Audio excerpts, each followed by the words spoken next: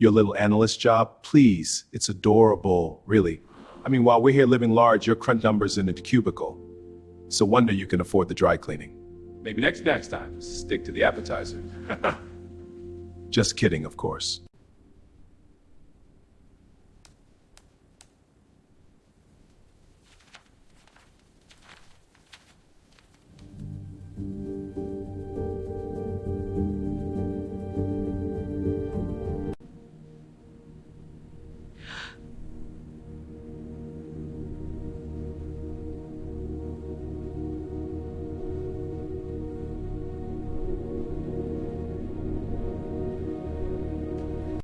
The evidence is undeniable. This hidden account links directly to you.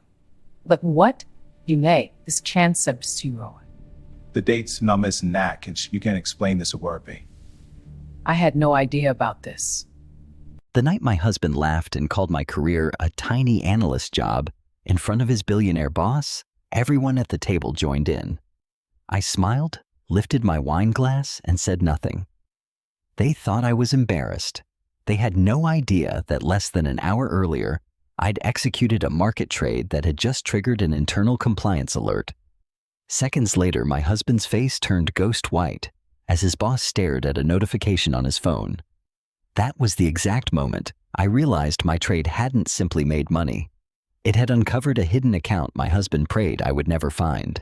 If this story speaks to you, I'd love for you to stay with me until the very end. Please like this video. If you believe quiet strength is often underestimated, subscribe if stories of betrayal, resilience, and justice touch your heart. And before we begin, tell me where you're watching from and what time it is there. I always enjoy reading your comments because they remind me that none of us has to face life's hardest moments alone. For most of my adult life, I believed that love meant making room for someone else's dreams, even when your own had to shrink a little to fit beside them. My name is Amelia Collins, and when this story began, I was 59 years old, living in a quiet suburb just outside Boston, Massachusetts. From the outside, my life looked polished enough to fool almost anyone. A brick colonial home with white shutters, a husband with a respected name in finance, a daughter who had grown into a smart, beautiful woman, Sunday dinners, holiday cards, charity events, and framed vacation photos on the hallway wall. People used to tell me I was lucky. For a long time, I told myself the same thing. My husband, David Collins, was the kind of man people noticed the moment he entered a room. Tall, silver-haired, charming, in that confident New England way that made strangers lean in when he spoke. He knew exactly when to laugh, when to lower his voice, and when to make someone feel as if they had just been invited into a private circle of importance. That was the version of David everyone else knew. The version I lived with was harder to explain. David and I met when we were both in our 20s. Back then, he was just a young man with a second-hand blazer, a used car, and ambitions so fierce it almost looked like courage. I was studying economics and working nights at a campus library. I loved numbers because they were honest. They did not flatter. They did not lie to spare your feelings. If something was wrong, the numbers showed you where. David used to say, that was what he loved about me. You see things other people miss. Amelia, he told me once, sitting beside me on the steps outside the college library. That's rare. I carried that sentence in my heart for years. Maybe too many years. We married young, built our life slowly, and moved to Boston when David got his first real position at an investment firm. I had offers, 2 small ones at first, then better ones. But when our daughter Lauren was born, everything changed in the way it often changes for women. Not all at once, not loudly, just one compromise after another until your own reflection starts looking unfamiliar. David's hours became longer. Mine became flexible. His meetings became essential. Mine became optional. His promotions became family victories. My missed opportunities became things no one mentioned. I told myself it was temporary. Then temporary became 10 years. I loved being Lauren's mother. That part was never a regret. She was a bright, serious little girl with big brown eyes and a habit of holding my hand with both of hers when she wanted to tell me something important. I packed her lunches, helped with homework, drove her to piano lessons, sat in the bleachers during soccer games, and learned the names of every girl in her class. But somewhere between birthday cakes and parent-teacher conferences, David began speaking about my career as if it were a hobby. At first, it was subtle. "Amelia keeps busy with market notes," he would say at dinner parties. Then it became sharper. "She likes her spreadsheets," he once joked, while his colleagues laughed over cocktails. And eventually, it became normal. "Your mother never wanted real pressure," he told Lauren one night when she was in high school. "She's happier analyzing from the sidelines." I remember standing at the kitchen sink with my hands in soapy water, my back turned to them, pretending I had not heard. Lauren laughed softly because she wanted her father's approval. David smiled because he knew I would not correct him. That was how our household worked. David spoke. I absorbed.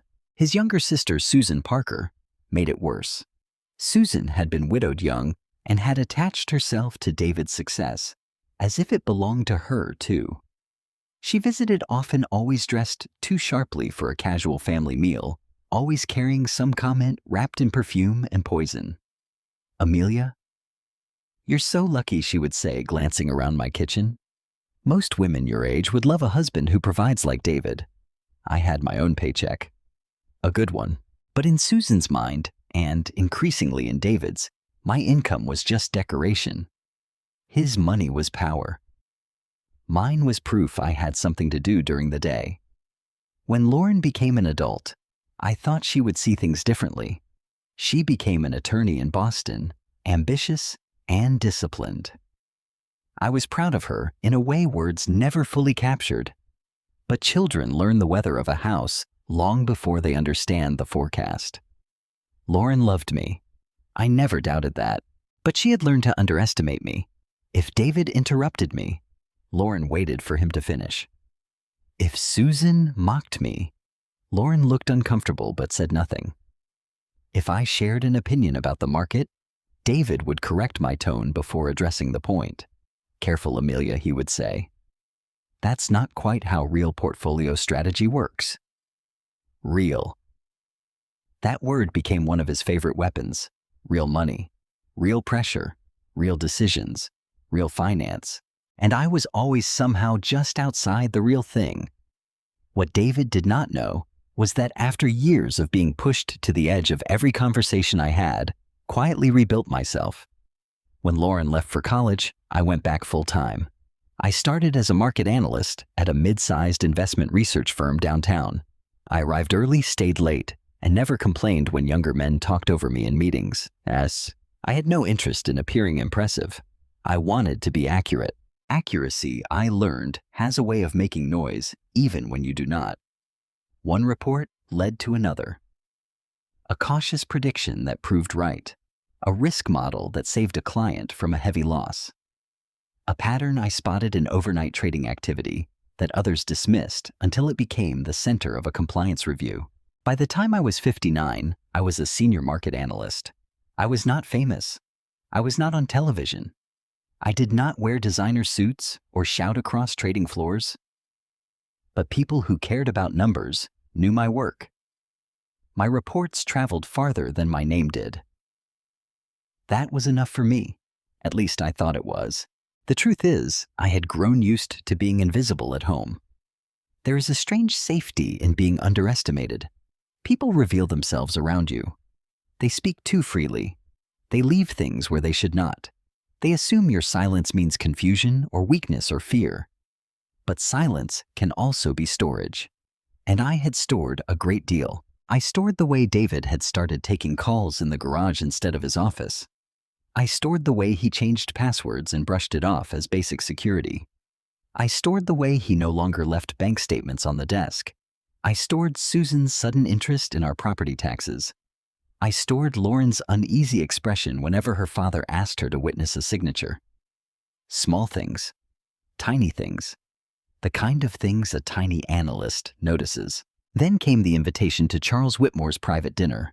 Charles Whitmore was David's boss, the founder and public face of Whitmore Capital, a hedge fund with offices in Boston, New York, and Palm Beach.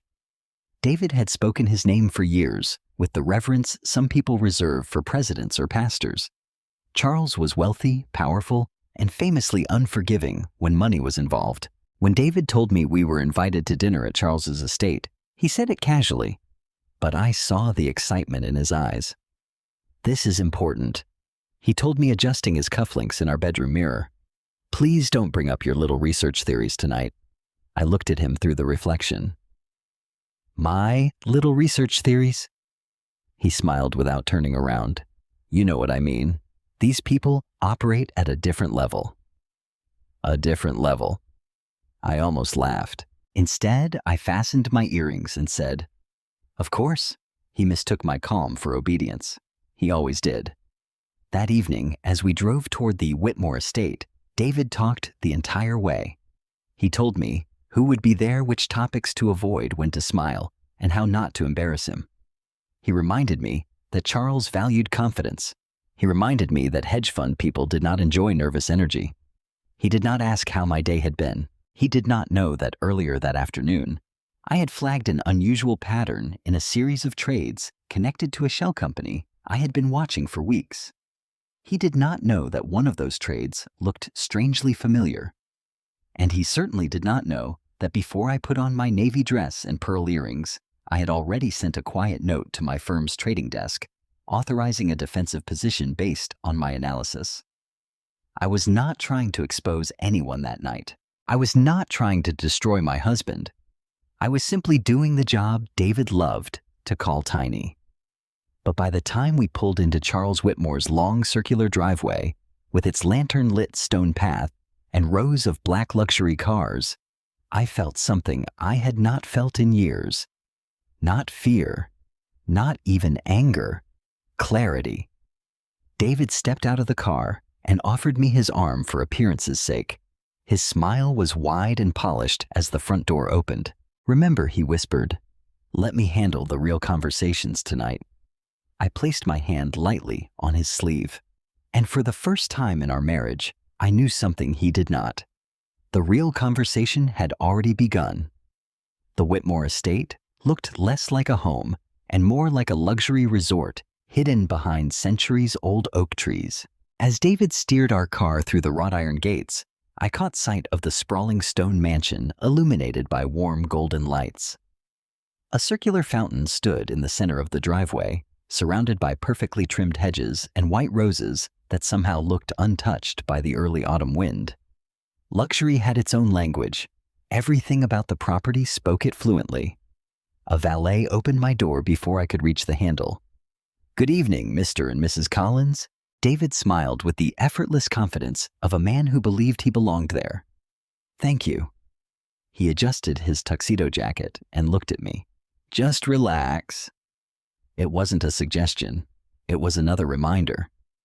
Inside the house was filled with polished marble floors, crystal chandeliers, museum-quality paintings, and conversations spoken just quietly enough to sound important.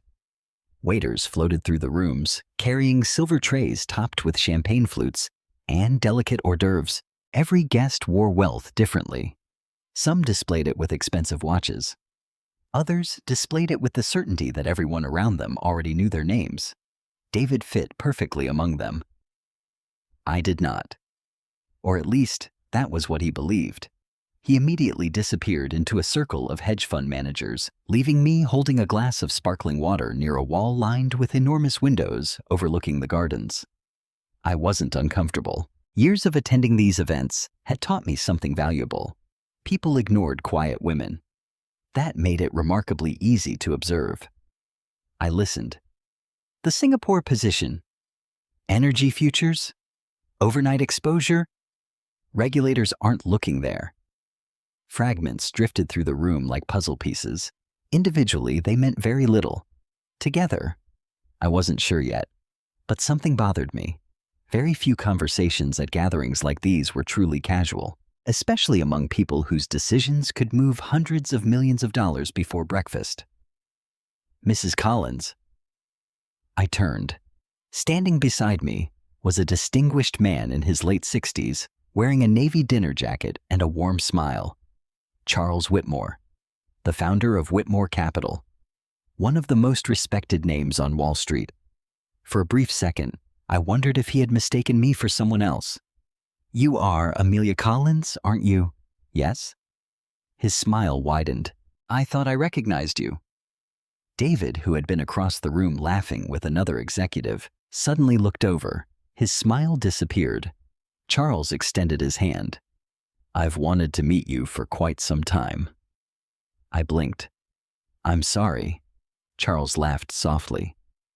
3 years ago, someone forwarded me an anonymous market analysis about regional bank liquidity. I felt my stomach tighten. It was one of the sharpest reports I'd read in years. David was already walking toward us. "Oh, Charles," he interrupted with a practiced laugh. "Amelia enjoys writing research papers." Research papers. Not reports, not institutional analysis. Research papers. As though I spent afternoons writing essays no one would ever read. Charles looked surprised. "Enjoys?" David chuckled. "You know how analysts are. Lots of charts, lots of theories." Several nearby guests smiled politely. David continued, "My wife has always preferred studying the game instead of actually playing it." A few people laughed, not loudly, just enough. Enough to let David know his joke had landed. I looked at Charles. For the first time, I noticed uncertainty in his expression. He wasn't laughing. He was studying me. "You authored the Collins risk correlation model, didn't you?"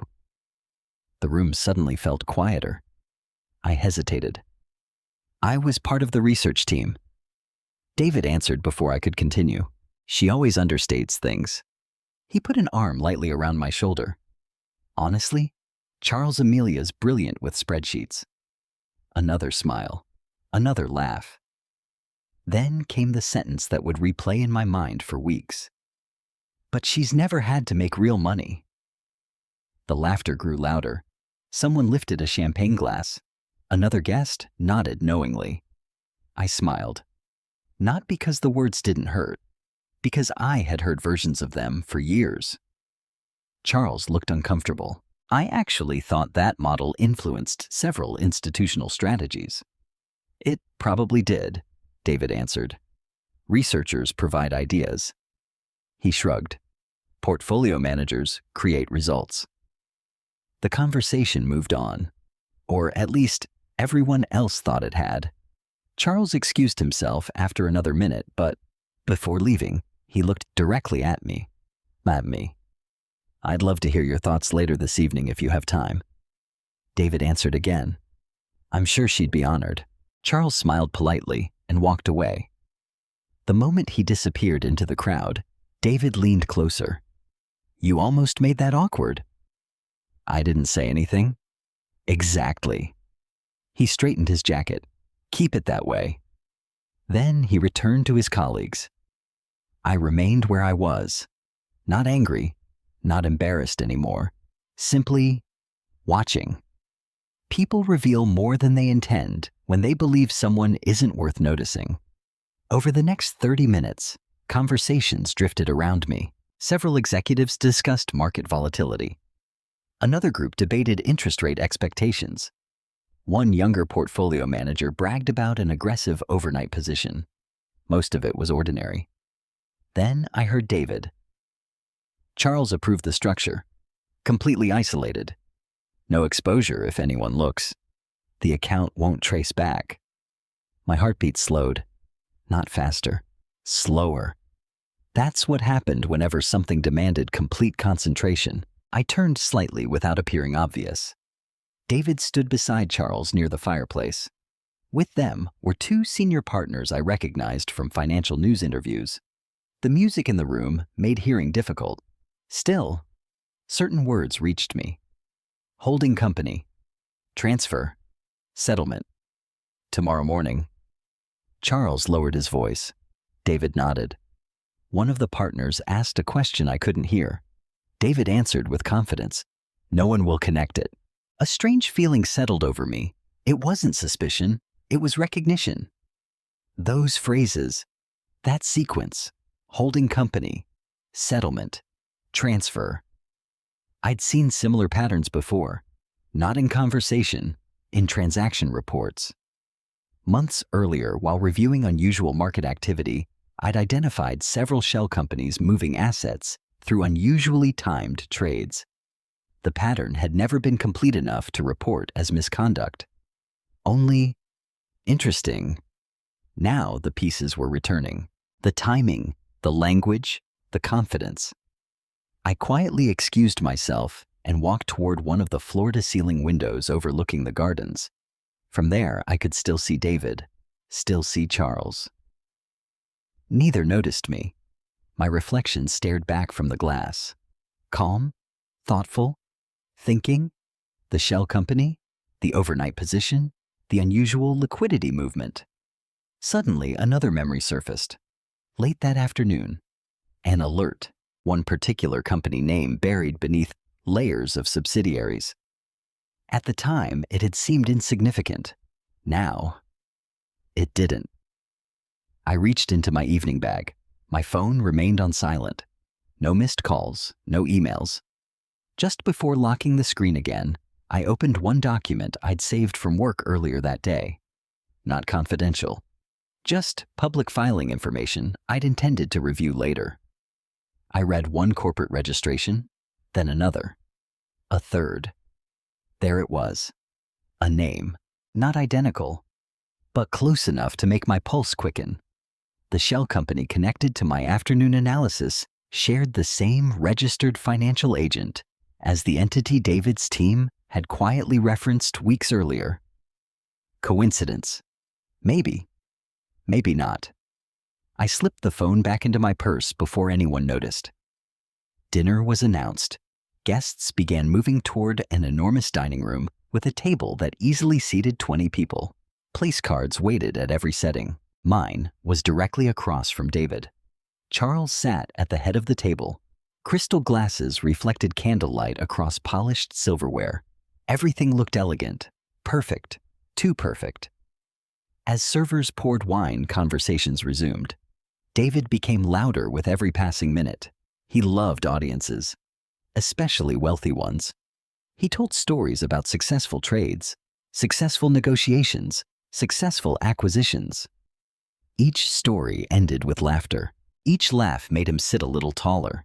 Then Charles mentioned tomorrow's market. The room grew noticeably more attentive. This could be one of the firm's biggest weeks this year. David smiled confidently. We're ready. Charles nodded. I hope so.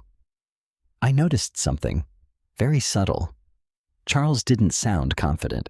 He sounded concerned. The first course arrived. Conversation shifted toward international markets. Someone mentioned currency pressure. Someone else discussed energy pricing. David looked completely relaxed. Too relaxed. Almost rehearsed. Then Charles asked a simple question. What do you think about tomorrow's volatility? The question wasn't directed at anyone. Several guests answered anyway. David spoke first. Another manager disagreed. A third executive added his opinion. I quietly listened. Their assumptions all depended on one thing. One fragile assumption. One number. One variable. And if my analysis earlier that afternoon had been correct, that assumption was already collapsing. I lowered my fork, looked toward Charles, then finally spoke. I have a question. The entire table turned toward me. David's smile disappeared. He already knew.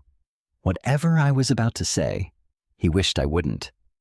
20 pairs of eyes settled on me. The soft clink of silverware stopped almost instantly, replaced by the faint crackle of the fireplace at the far end of the dining room. Even the waitstaff seemed to hesitate before continuing to pour wine. For a heartbeat, no one spoke. David forced a smile. Amelia, he said lightly, what is it? His tone sounded pleasant enough to anyone who didn't know him. I did. It was the voice he used whenever he wanted to remind me that I was standing somewhere he believed I didn't belong. I folded my napkin carefully onto my lap before answering. I was just curious. Charles Whitmore looked genuinely interested. Go ahead. I turned toward him. When you stress-tested tomorrow's position, Did you calculate the liquidity risk, assuming the holding company remained isolated? I paused. Or assuming its beneficial ownership became visible during settlement? Silence. Not ordinary silence. The kind that arrives when every person in the room suddenly realizes someone has asked the one question no one expected. Charles blinked. One executive lowered his wine glass without drinking. Another slowly looked toward David. David laughed. Too quickly. Oh, Amelia. He shook his head as if a child had interrupted an adult conversation. This is exactly what I mean. He looked around the table. My wife loves technical hypotheticals. A few guests smiled politely. David continued, she spends her days looking for risks that almost never happen. More restrained laughter followed. Then he looked directly at me. Sweetheart, you're talking about theoretical compliance scenarios. I met his eyes. Am I? His smile stiffened. Charles didn't laugh. Instead, he leaned forward slightly. Why would you ask that? David answered before I could. Because analysts are trained to imagine worst-case situations. He chuckled. Portfolio managers have to make decisions in the real world. I noticed something interesting. Charles still wasn't looking at David. He was looking at me, waiting. I spoke calmly. Because if beneficial ownership became visible before settlement, I stopped again. The exposure wouldn't stay where everyone expects it to. No one interrupted. One of the younger portfolio managers frowned. What do you mean? I smiled politely. I'm sure you've already modeled it. He hesitated. His voice trailed off. David immediately rescued him. We've modeled everything. He laughed louder than necessary. I promise everyone here that my wife isn't uncovering some hidden catastrophe. Susan, seated halfway down the table, finally joined in. Oh, Amelia. She smiled sympathetically. You always overthink things. Several people nodded. I recognized the expression. Poor Amelia. Always worrying, always analyzing, always missing the bigger picture. If only they knew. Charles rested both hands on the table. I'd still like to hear the rest of your thought. David's jaw tightened. There really isn't much to it. There might be. Charles never looked away from me. I answered carefully. If beneficial ownership changes before settlement, the compliance system doesn't necessarily see separate entities. I let the sentence settle. It sometimes recognizes connected financial behavior. The executive beside Charles frowned. That's possible. Charles slowly asked, what makes you think that? I chose my next words with care. I've seen similar transaction structures before. David interrupted again. In academic reports. The room laughed once more. He seemed relieved. The laughter restored the balance he preferred. I simply took another sip of water. Charles remained thoughtful. The conversation drifted away, at least on the surface. Dinner continued. The main course arrived. Steaks, sea bass, roasted vegetables. Conversations returned to vacations, grandchildren, golf courses, and private schools. Only now something had changed. I noticed it immediately. Every few minutes, Charles looked toward me. Not often, just enough. He was thinking. David noticed it too. Whenever Charles glanced in my direction, David spoke louder. He began telling stories about successful acquisitions. He described complicated trades, using enough technical language to impress anyone outside the industry. The guests admired him. Susan admired him most of all. My brother has always had incredible instincts, she said proudly. He practically sees the market before everyone else. David smiled modestly. I've been fortunate. Susan laughed. Fortunate. She pointed toward him. No. Gifted. Then she turned toward me. You've always said David was the visionary? I smiled. I've always said David was ambitious. The distinctions seemed to escape her. David looked amused. See? He laughed. That's Amelia. Always choosing the careful word. If only he knew how carefully I was choosing every word tonight. As dessert was served, guests naturally divided into smaller conversations. Some gathered near the fireplace. Others wandered onto the terrace overlooking the gardens. I stepped outside for fresh air. The September evening felt cool against my face. The garden stretched into darkness, broken only by small lanterns lining the stone pathways. For the first time that evening, I was alone. Or so I thought. You weren't imagining it. Charles's voice came from behind me. Mimpimimikuma. I turned. He stood beside the railing holding a cup of coffee. I beg your pardon? The question you asked. He looked out across the gardens. It wasn't random. No. You've seen something. I hesitated. I've seen patterns. He nodded slowly. I thought so. For several seconds, neither of us spoke. Finally, he asked, Do you think we're exposed? I considered my answer. I don't know enough to say that. He appreciated the honesty, but if I were responsible for tomorrow's position, I'd review every entity connected to the holding structure. Charles sighed quietly. Interesting. He stared into the darkness. You know, David told me you mostly handled research summaries. I do research, but not summaries. He smiled faintly. I suspected as much. Before I could answer, David stepped through the terrace doors. There you are. His voice sounded cheerful. Too cheerful. I've been looking everywhere.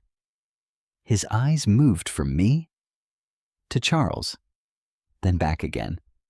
Everything about his posture changed. What are you two discussing? Charles answered casually. Risk management. David laughed.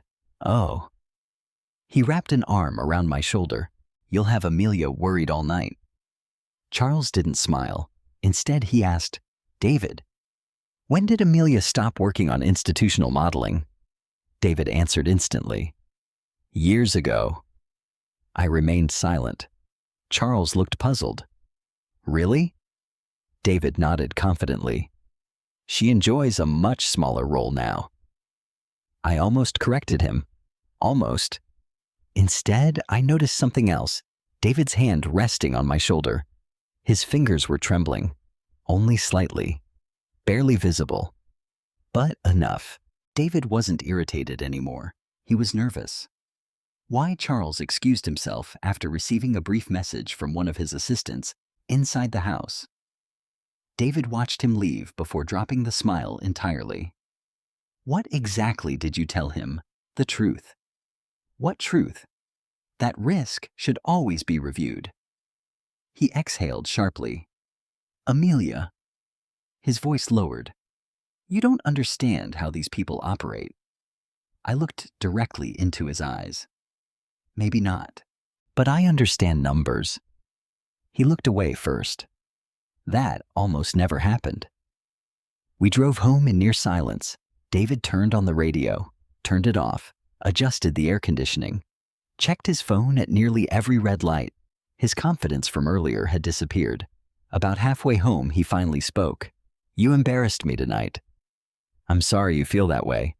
You questioned a strategy you know nothing about. I asked one question. It wasn't your place. I looked out the passenger window. Streetlights reflected across the glass. No, I said quietly. It wasn't. Another long silence followed. When we reached home, David went straight to his office without saying goodnight. I stood alone in the kitchen. The house was completely still. Normally, I would have gone upstairs, taken off my jewelry, changed into pajamas, gone to bed. Instead, I walked into my small home office, turned on my computer, opened the market data I'd been reviewing earlier that afternoon. The company name appeared again, then another, then another. Holding companies. Layered ownership. Unusual overnight transfers. My heartbeat remained perfectly steady. One window became two. Two became six. Cross-referencing filings. Settlement schedules. trading volumes, corporate registrations. Then, there it was, a familiar address, not a business address, a residential one. I stared at the screen, read it again and again. I knew that address. I had lived there for 34 years. It was my home. For several long seconds, I simply stared at the address on my computer screen. It couldn't be right. I refreshed the database. The same address appeared again. Our address. The house David and I had bought nearly 3 decades earlier. The house where we had brought Lauren home from the hospital. The house where we celebrated birthdays, Christmas mornings, anniversaries, and every ordinary Tuesday in between. Why would a shell company be connected to my home? I leaned back in my chair and closed my eyes. One thing my career had taught me was never to trust the first explanation that came to mind. Fear makes intelligent people jump to conclusions. Numbers do not. So instead of panicking, I began checking every available public filing one by one: corporate registration, property records, historical ownership, commercial mailing information. The registered agent belonged to a legal services firm in downtown Boston. Nothing unusual. The mailing address, however, had changed twice during the previous 18 months. The most recent address was my home. That was impossible. Or perhaps not impossible. Intentional. I looked toward the hallway. The house was quiet. David's office door remained closed. I could hear him pacing while talking softly on the phone. I couldn't make out every word, only fragments. Tomorrow morning. She doesn't know. Just keep everything in place. My fingers stopped moving across the keyboard. She doesn't know. Was he talking about me? I told myself not to assume, yet something inside me had already begun assembling the puzzle. I minimized the database and opened another program. This one belonged to my own work. Earlier that afternoon, my team had been reviewing unusual activity surrounding several energy sector derivatives. One particular trading pattern had caught my attention because it behaved less like institutional investing and more like someone attempting to disguise ownership through multiple transactions. Most analysts ignored patterns like that. They generated too many false positives. I had spent enough years studying market behavior to know something different. Patterns rarely lie. People do. I reopened my notes. Trade sizes, settlement windows, liquidity movement, counterparty relationships. One company connected to another, then another, until every path eventually led back toward the same financial network. The shell company, the one now connected to my address. A chill ran down my arms. Not because I believed David had committed a crime. Not yet. Because I no longer believed this was a coincidence. My office phone rang. I glanced at the display. It was almost 11 o'clock. Only one person from work ever called that late. I answered, "Amelia." "Sorry for the hour." It was my direct supervisor, Karen Mitchell.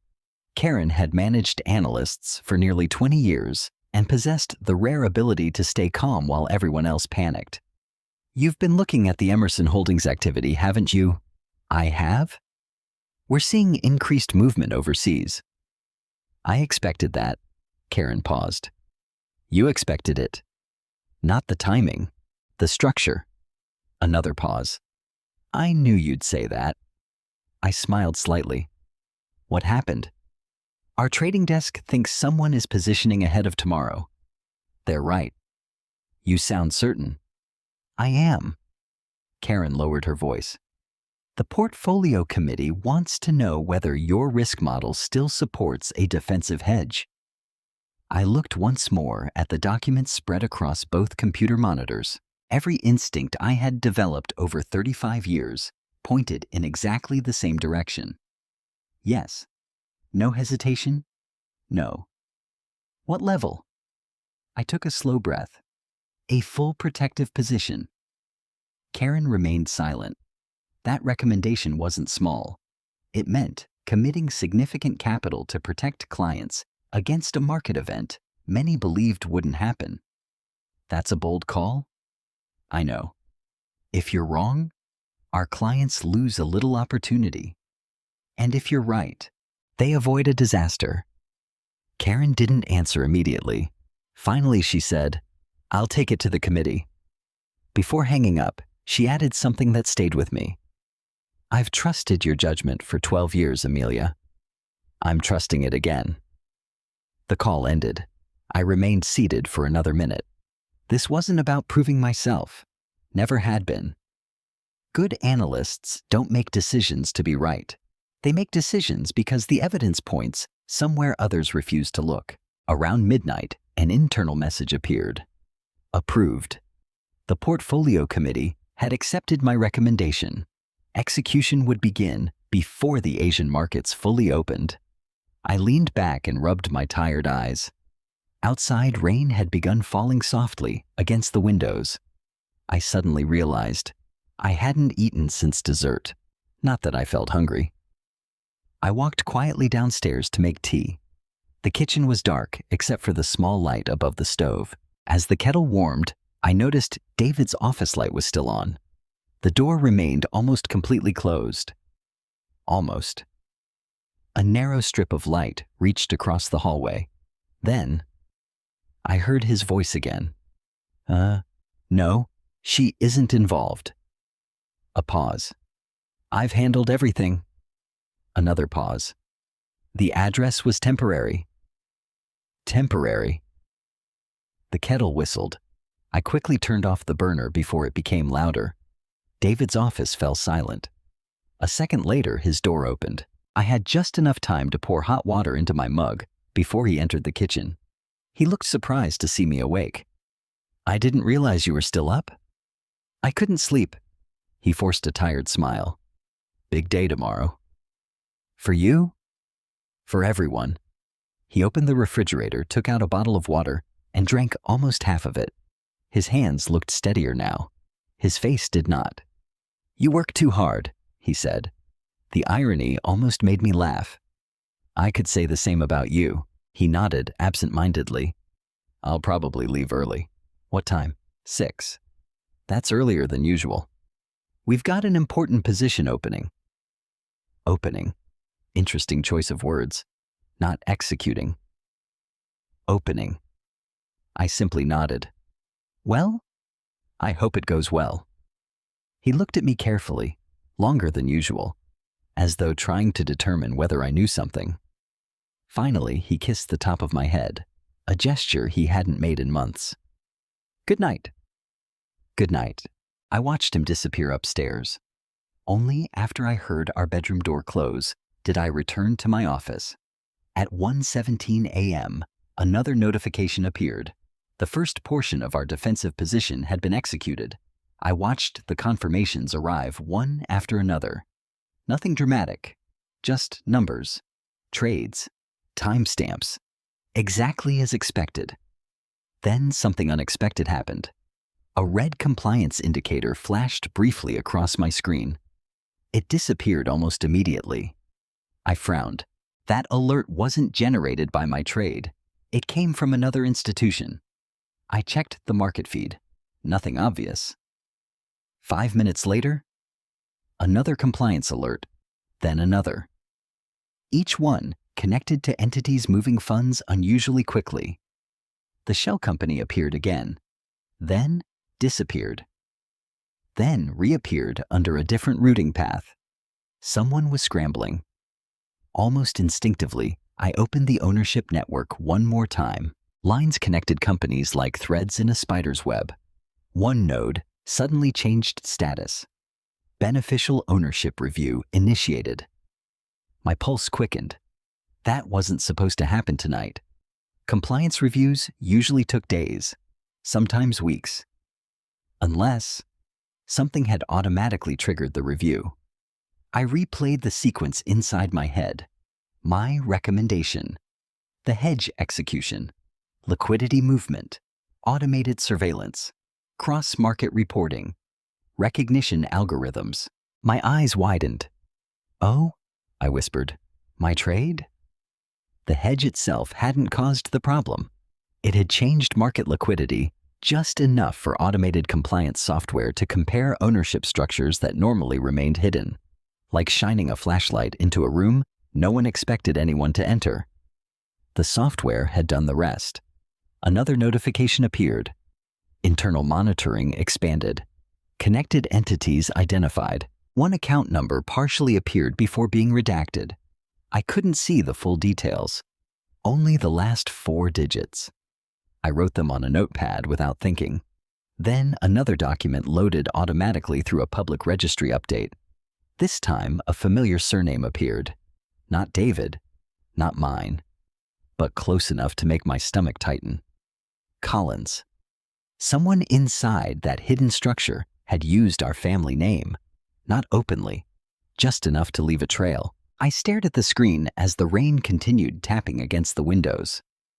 Upstairs, David slept peacefully, or pretended to. Downstairs, the first crack had finally appeared. Whatever David had been hiding, the market had just begun exposing it, and neither of us yet understood how much bigger this was about to become. I barely slept. Every time I closed my eyes, I saw the same 4 numbers: 7, 3, 1, 8. By 6 o'clock the next morning, I was already dressed in a navy pantsuit, standing in the kitchen with a cup of black coffee growing cold between my hands. Outside, the sky over Boston was still gray with thin streaks of orange beginning to push through the clouds. David came downstairs a few minutes later. His tie was already knotted. His briefcase looked heavier than usual. He barely looked at me. "Morning?" "Morning." He poured himself coffee without asking whether I wanted a refill. For years, that tiny omission would have hurt my feelings. Today, I simply noticed it. He checked his phone, then again, then a third time. His jaw tightened. "Everything okay?" I asked. "Fine," he answered too quickly. "Just work." I nodded. "I hope your position opens smoothly." He looked up. For just a fraction of a second, his expression changed. It was almost impossible to detect. Almost. Fear. Then it disappeared. "You wouldn't understand." He picked up his briefcase. "I'll see you tonight." Before leaving, he paused at the front door. "As a favor." "What?" "If anyone calls asking about me, just tell them I'm already at work."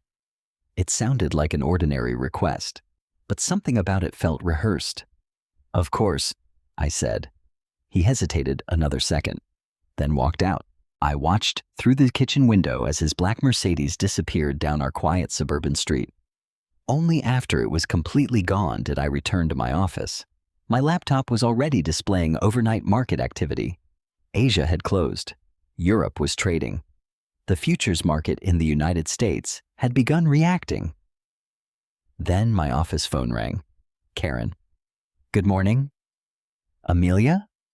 She sounded unusually excited. "I've never been happier to wake someone this early." I smiled faintly. "I'm guessing our hedge worked." "Worked?" Karen laughed.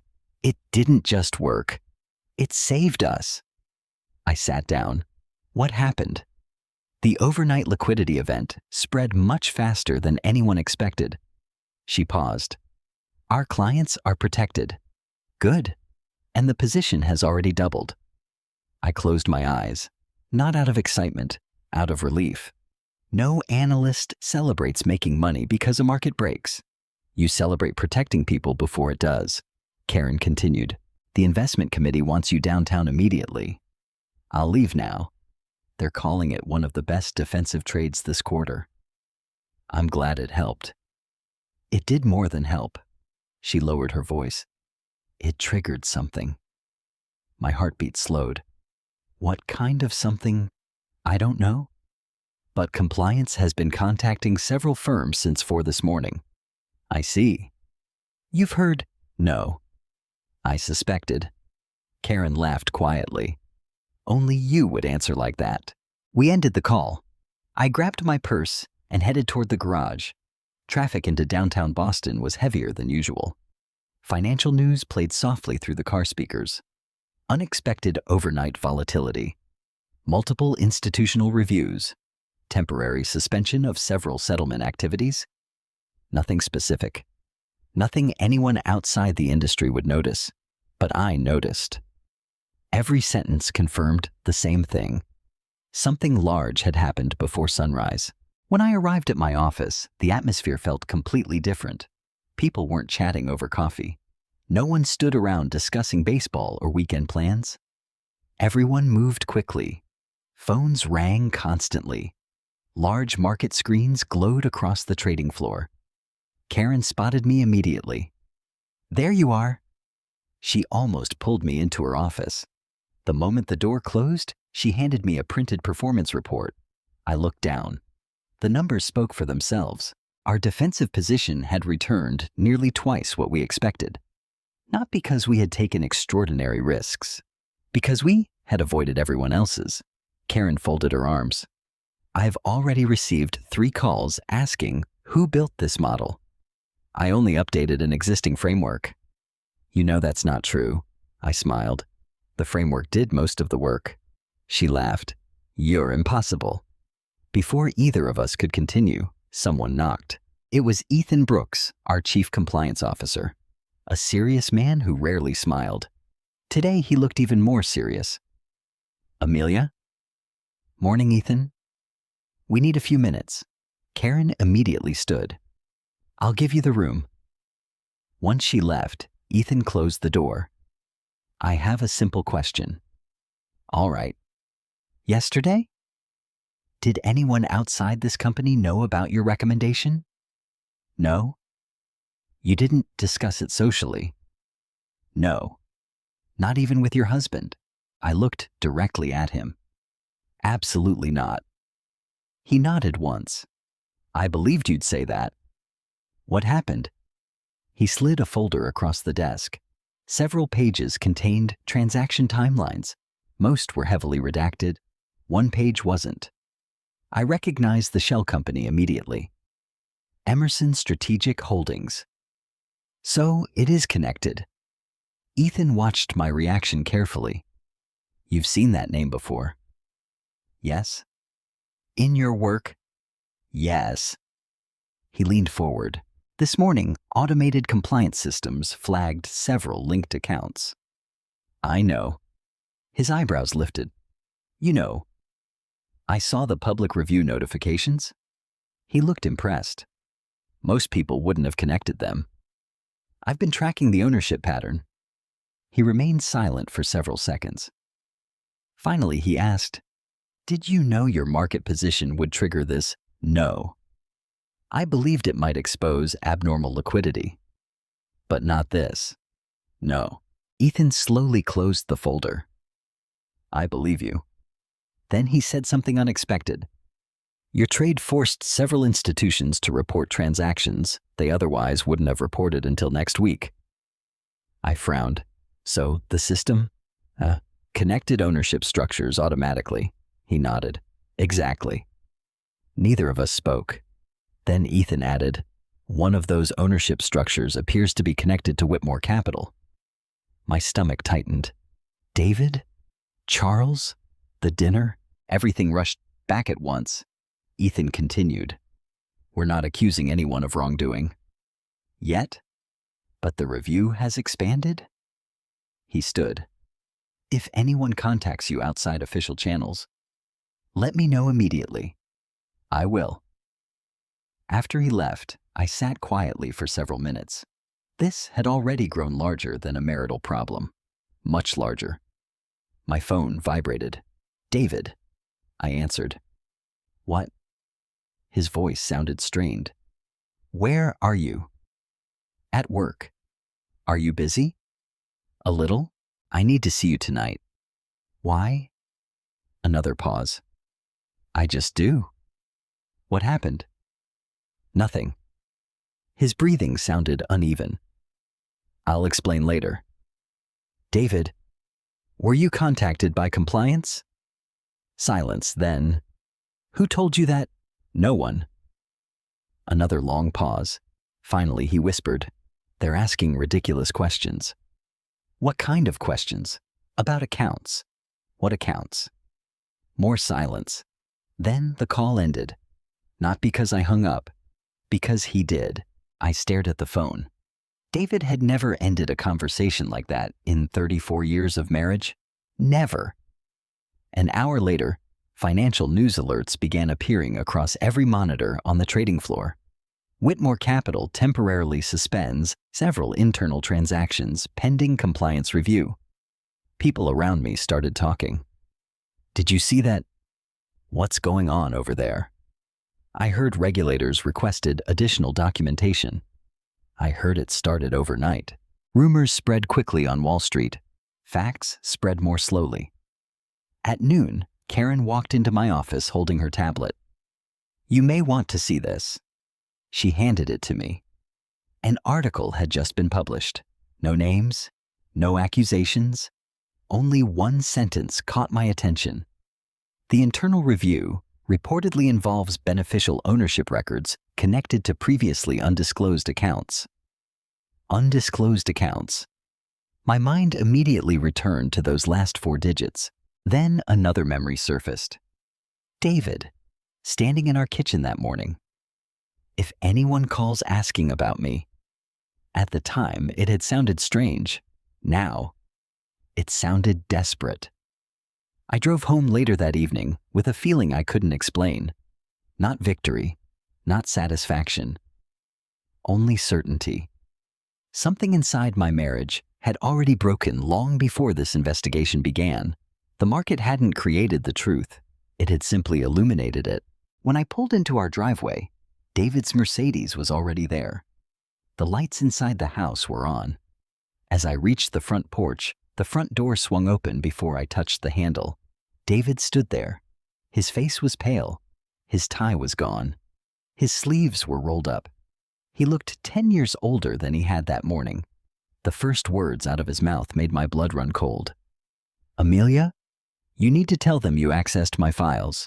For a moment, I honestly thought I had misheard him. I stood on the front porch, my purse still hanging from my shoulder, my car keys cold in my hand. What did you just say? David glanced over my shoulder toward the quiet street before pulling the front door wider. Come inside. No? He swallowed. Please. I had not heard that word from him in years. Not directed at me, not sincerely. I said, what did you just ask me to do? His eyes darted toward the living room window, as if he expected someone to be watching. They think someone accessed confidential files. And you need to tell them it was you. I stared at him. I beg your pardon? You have access to similar databases. I never accessed your firm's systems. I know. The words escaped his mouth before he could stop them. He froze. So did I. You know, I mean, he rubbed both hands across his face. I mean, they'll believe you made an honest mistake. They won't believe I hacked another firm's files. You wouldn't have to say that. He took one cautious step closer. You just have to say you accidentally referenced information during your research. I couldn't believe what I was hearing. After 34 years of marriage, the man standing in front of me was asking me to become the explanation for something I hadn't done. David, my voice remained calm. You want me to lie? It's not lying. It absolutely is. It's protecting our family. I laughed, not because anything about the moment was funny, because the sentence sounded so painfully familiar. Every compromise during our marriage had been described the same way. Protecting the family, skipping a promotion, protecting the family, working fewer hours, protecting the family, missing networking events, protecting the family, keeping quiet after being humiliated, protecting the family. Now, he wanted me to risk my career, to protect the family. No, to protect him. I won't do it. His expression hardened almost instantly. I thought you'd say that. Then why ask? Because if this gets worse? He stopped. If what gets worse? He looked away. The investigation. There it was. Not an accusation. not a misunderstanding. An investigation. A real one. I walked past him into the house. Neither of us spoke until I reached the kitchen. Everything looked exactly as I had left it that morning. The fruit bowl, Lauren's graduation photo, the antique clock above the stove. Ordinary things.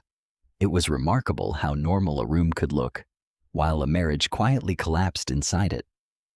David remained standing near the doorway. They're overreacting. Who? Compliance. So there is something to investigate. He didn't answer. I set my purse on the counter. David, look at me. Reluctantly, he did. Have you done something illegal? No. The answer came immediately. Too immediately. Have you hidden money from me? Silence. David. It's complicated. No. I shook my head. It isn't. His shoulders slumped. You wouldn't understand how these firms operate. I almost smiled. He was still saying it, still treating me like someone who couldn't possibly understand finance. Even now, even after everything, you still think I don't know what I do for a living. He frowned. What? I know exactly how compliance systems work. He blinked. I know exactly why beneficial ownership reviews are triggered. His face lost what little color remained. And I know they don't start because of one innocent accounting error. He stared at me, long enough for me to see fear replacing confidence. What have you been looking at? The market. What else? The same things I've looked at for 35 years. His breathing became shallow. You've been investigating me. No, I've been doing my job.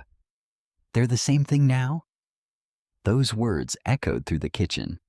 They're the same thing now.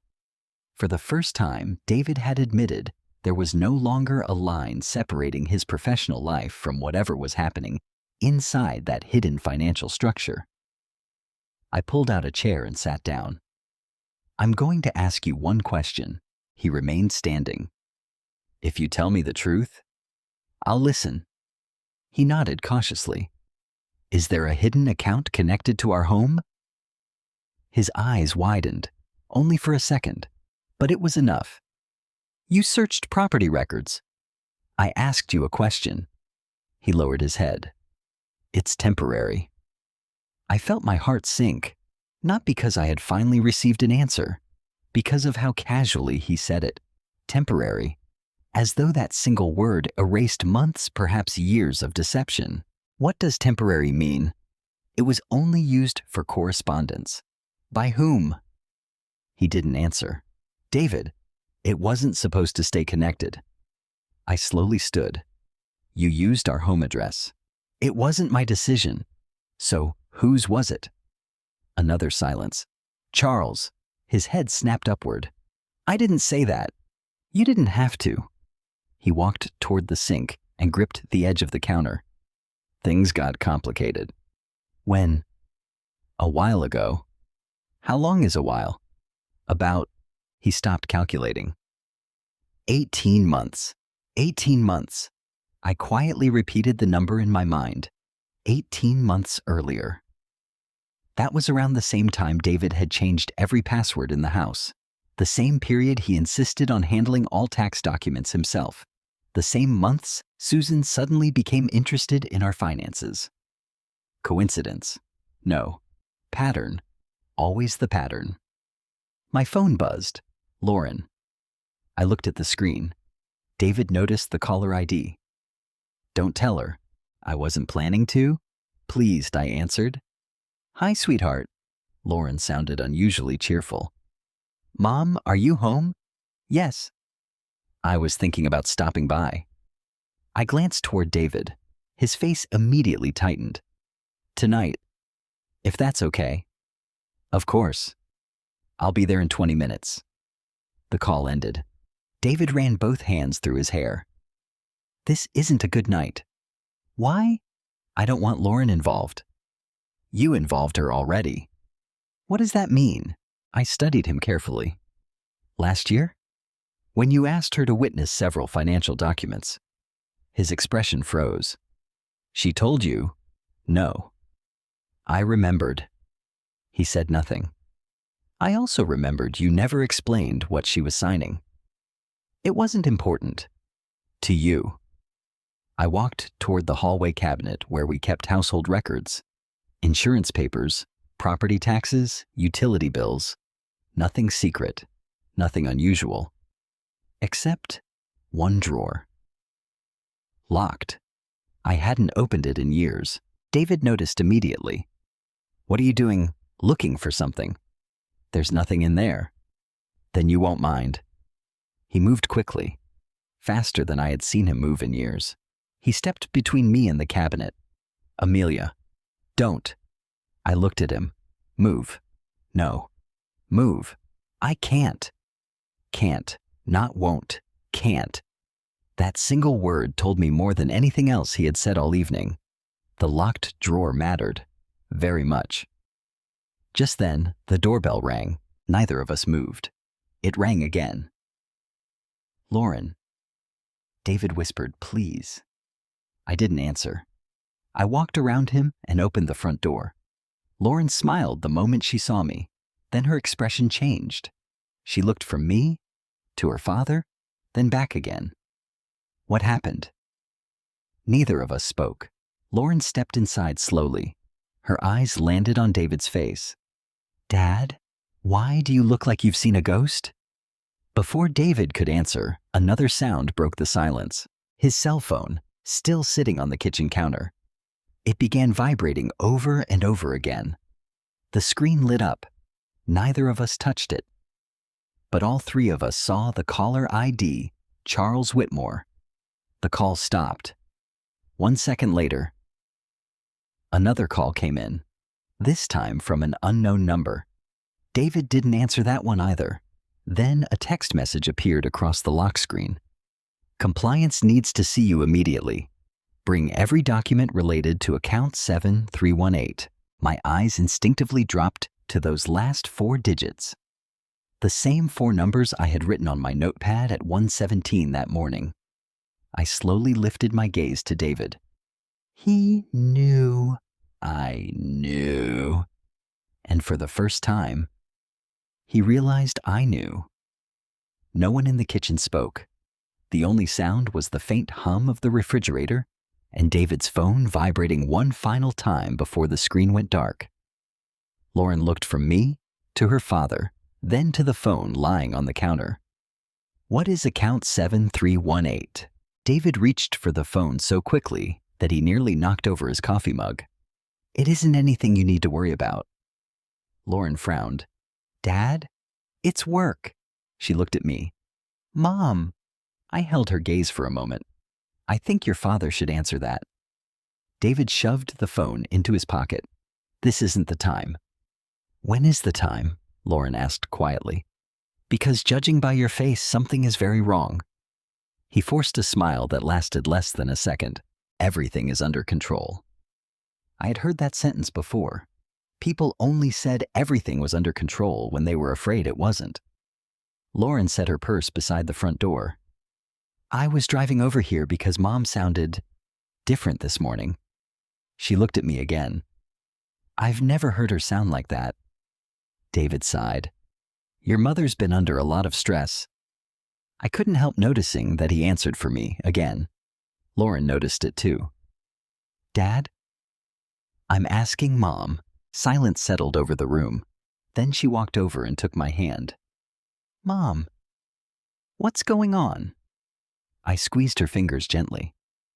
There are some things your father hasn't told us. David immediately interrupted. Amelia. No? I turned toward him.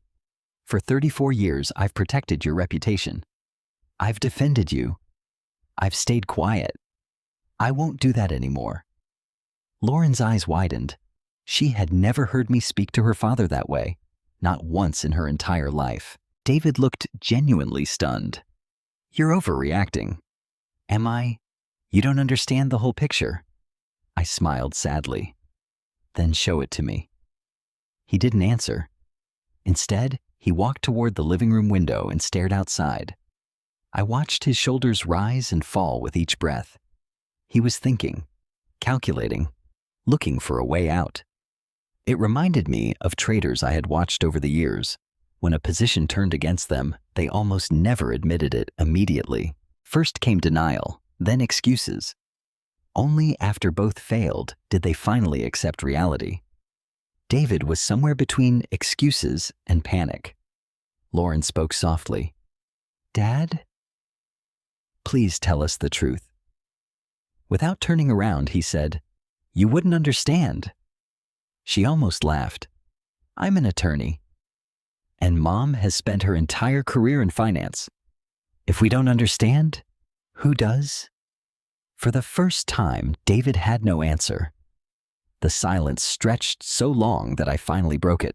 "I have a meeting with compliance tomorrow." His head turned sharply. "What?" "They've already asked me questions." "What questions?" "About my trade." His breathing became uneven again. "What did you tell them?" "The truth." His voice rose. "What exactly is the truth?" "I told them I made an independent market decision based on public information. And I told them I never discussed it with you." David closed his eyes. For several seconds, no one moved. When he finally spoke again, his voice sounded tired. "They think I leaked information." I frowned. "No. They're trying to determine whether anyone improperly influenced market activity." "There is a difference." He looked at me. "You don't understand how this works." I couldn't help it. I actually smiled. "You've spent years telling me I don't understand. But this morning your boss's compliance department asked exactly the questions I expected." His expression changed. It wasn't anger anymore. It was uncertainty. As though he suddenly realized he had spent decades underestimating the one person now capable of seeing straight through him. Lauren folded her arms. "Dad? Did you move money without telling Mom?" "No." "Did you hide an account?" "No." "Were you questioned today?" David hesitated. "Yes." "Why?" "They're reviewing several transactions." "Why, routine." Lauren shook her head. "I work with investigations. People aren't called into emergency compliance meetings over routine paperwork." David looked away. That tiny movement was answer enough. My phone rang. Michael Reynolds. I stepped into the dining room before answering. "Michael?" "Amelia." His calm voice immediately told me this wasn't a casual call. "Do you have a few minutes?" "Yes." "I've finished reviewing the property records you asked about." I glanced toward the kitchen. David and Lauren were talking quietly. Neither could hear me. "What did you find?" "A great deal." My stomach tightened. The residential address wasn't the only thing used. "What do you mean?" "There are also financial filings connected to your marital assets." I closed my eyes. "Our assets, potentially. Nothing is confirmed yet. But I need you to gather every financial document you can find." "What kind? Bank statements?" "Tax returns." "Retirement accounts?" "Mortgage paperwork." "Anything." I nodded instinctively, even though he couldn't see me. "I can do that." "There is one more thing." His tone became more serious. "I checked the account number you mentioned." 7318. "Yes." "I can't access confidential ownership, but I can tell you this. It has appeared in 2 separate federal civil filings over the past year." I felt the blood drain from my face. Civil filings, financial disclosure disputes, nothing criminal. At least not yet. I leaned against the wall. What should I do? For now, do not confront David with anything else. I looked toward the kitchen. Too late. "I think that ship has sailed." Michael sighed softly. "Then listen carefully. If he asks you to sign anything, don't.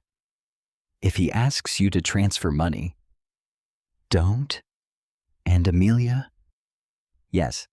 If there are locked filing cabinets in your house, open them before he has the chance to empty them. The call ended. I remained standing there for nearly a minute. Locked filing cabinets, the hallway cabinet, the one David had physically blocked me from opening. I returned to the kitchen. David looked up immediately. Who was that? Oh, work. He studied my face. You've never been good at lying. No, I haven't. So who was it? I looked directly into his eyes. My attorney. The room became perfectly still. Lauren slowly turned toward me. Attorney. I nodded. I hired one this afternoon. David looked as though someone had punched him in the stomach. You hired a lawyer? Yes. For what? I answered calmly. To protect myself. He stared at me in disbelief. From me? I sincerely hope I don't need protection from my husband. But right now, I no longer know what my husband has been doing. He opened his mouth to argue. Nothing came out. Lauren quietly sat down at the kitchen table. She looked exhausted. I think, she whispered, we're missing a huge part of this story. I met her eyes. So do I. Then I looked back at David. And tomorrow, I intend to find it. I arrived at the office before sunrise. Boston's financial district always felt different that early in the morning. The sidewalks were nearly empty. The coffee shops had just unlocked their doors, and the glass towers reflected the pale blue light of dawn. Normally, those quiet mornings helped me think. Not today. Today, every question seemed to create three more. Was David protecting someone? Was someone protecting David? Or had he become trapped in something much larger than either of us understood? As soon as I stepped off the elevator, Karen Mitchell was waiting outside my office. You've got company. I looked down the hallway. Ethan Brooks stood beside the conference room speaking quietly with two attorneys I didn't recognize. One wore a navy suit, the other carried a leather portfolio, thick enough to hold hundreds of pages. Karen lowered her voice. They've been here for 20 minutes. What happened? I don't know. But Ethan specifically asked for you. I took a slow breath. All right. The conference room door closed behind me. Ethan motioned toward the empty chair across from him. Thank you for coming in early. I assumed it was important. It is. The attorney on Ethan's right introduced herself. My name is Rebecca Lawson. She handed me a business card. Outside counsel for your firm's compliance committee. The older man beside her nodded. Daniel Pierce. Forensic accounting. Neither smiled. That wasn't unusual. People in their professions rarely did when they were working. Rebecca opened a folder. Mrs. Collins, we're not investigating you. You're here because your market analysis appears to have uncovered information that several institutions failed to detect. I remained silent. She continued. Your overnight hedge caused a chain reaction. I've heard that. You may not realize how significant that reaction became. Daniel slid several charts across the table. Colored lines connected dozens of companies. Most of the names meant nothing to me. One did. Emerson Strategic Holdings. Another. North Harbor Consulting. Then another. Whitmore Advisory Services. My eyes narrowed. They're connected. Daniel nodded. Very. Ethan folded his hands. We've spent months reviewing unusual capital movement. We believed the transactions were unrelated. What changed? I asked. Rebecca answered. Your trade. I looked at her. My trade didn't expose ownership. No. It exposed liquidity. She pointed toward one of the charts. When your hedge absorbed available market liquidity, multiple entities were forced to settle positions sooner than planned. Daniel continued. They couldn't delay settlement. They couldn't move assets quietly. And they couldn't separate ownership chains quickly enough. Everything clicked, like dominoes falling into perfect alignment. It wasn't the money, I said quietly. It was the timing. Rebecca smiled for the first time. Exactly. I leaned back. So the software connected them. It did. Daniel tapped another page. And when the software connected them, one previously undisclosed account appeared in every ownership chain. I didn't have to ask. 7318. All three of them looked at me. You already know the number. I saw it yesterday. Ethan nodded slowly. We thought you might have. Rebecca closed the first folder and opened another. This part is more difficult. My stomach tightened. What is it? She slid a single document toward me. Only the top half was visible. Most of it remained covered. I immediately recognized the address. My home. Why is my address on this? Rebecca answered carefully. Because one of the beneficial ownership declarations lists your residence as the official correspondence address. I know that, but I never authorized it. We believe you. Daniel added, the question isn't whether you authorized it. It's who did. Silence settled over the room. Finally, I asked, does my husband own the account? The three exchanged brief glances. Rebecca chose her words carefully. We cannot answer that. Not yet. But we can tell you that David Collins signed documents connected to entities communicating with the account. Communicating, not owning. The distinction mattered. A great deal. Is Charles Whitmore involved? Again? A pause. We're reviewing everyone. That was as close to an answer as they were willing to give. Ethan pushed another folder toward me. We need your help. What kind of help? Timeline. He placed a legal pad in front of me. Think back 18 months. When did David begin changing financial habits? I closed my eyes. The memories surfaced almost immediately. He changed every online password, Daniel wrote. He insisted on handling our tax filings. Another note. He opened a private office at home.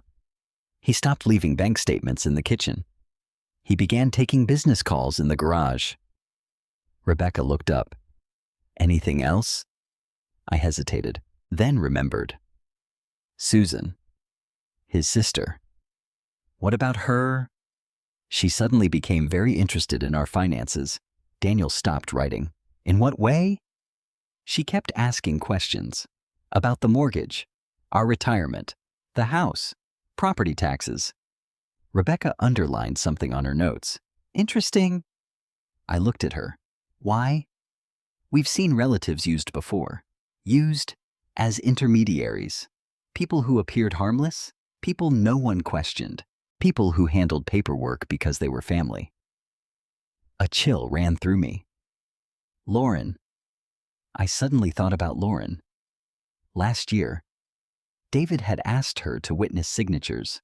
Not prepare them, not read them, just witness. At the time, it seemed harmless. Now, nothing seemed harmless anymore. My phone buzzed. Lauren. Excuse me. Rebecca nodded. I answered. Hi, sweetheart. Her voice sounded anxious. Mom, I'm at the house. What are you doing there? I stopped by before court. I wanted to check on Dad. My stomach tightened. Is he there? No. But, she hesitated. I think I found something. I stood up. What? The hallway cabinet. The locked drawer. It was open. Every muscle in my body became still. Open. Yes. I don't think Dad meant to leave it unlocked. What did you find? I haven't gone through everything. But there are files. Lots of them. What kind? I don't know. I only recognized one thing. My heartbeat accelerated. What? Lauren's voice dropped to a whisper. My signature. I closed my eyes. Oh, Lauren. There are copies of documents with my signature. Pages and pages. And? She stopped speaking. What? There are also documents. With yours. The room around me suddenly felt smaller. Rebecca immediately noticed my expression. What happened? I lowered the phone. My daughter just found financial files inside my house. Daniel stood. Don't let anyone remove them. I'm already sending someone.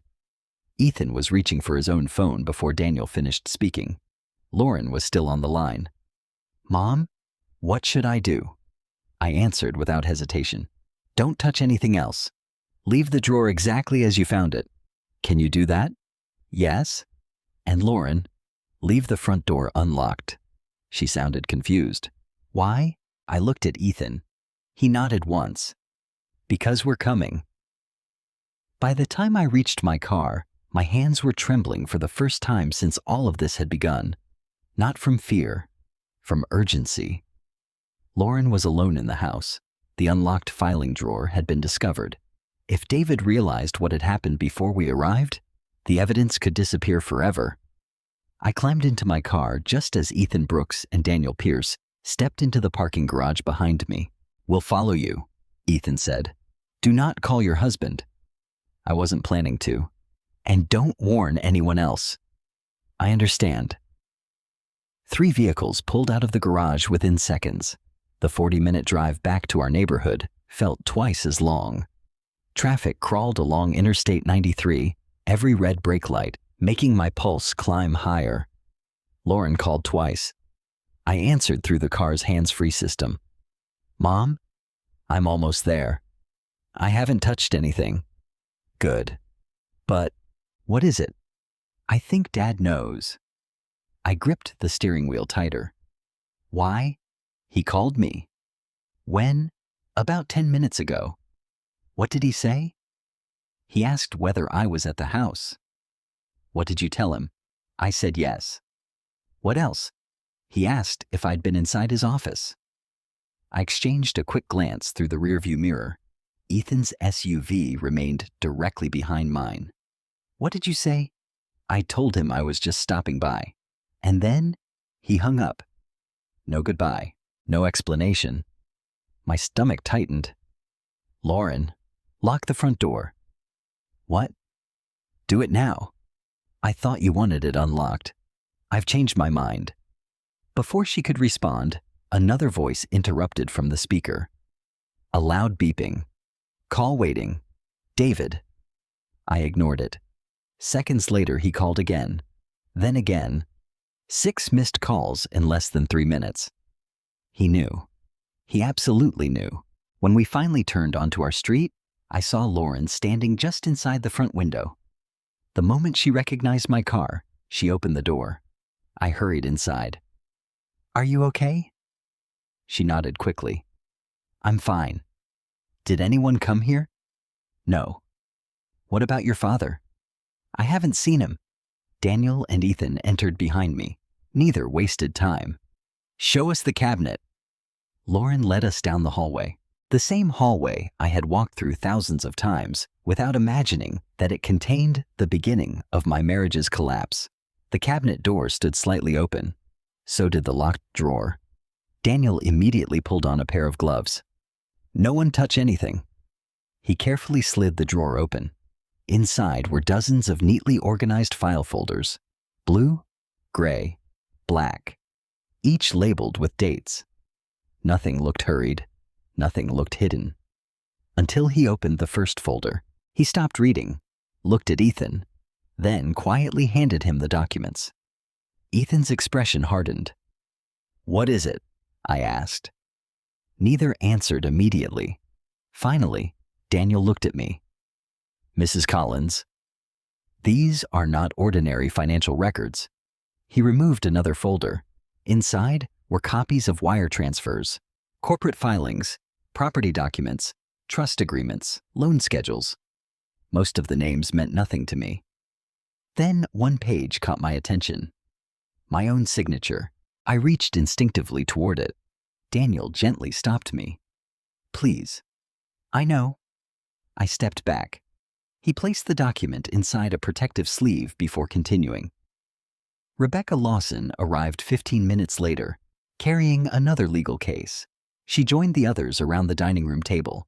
Page after page covered the surface. Lauren looked overwhelmed. I've never seen any of this. Neither had I. Rebecca separated the documents into small piles. Personal, corporate, real estate, trusts. Then she paused. This one doesn't belong with the others. She lifted a dark green folder.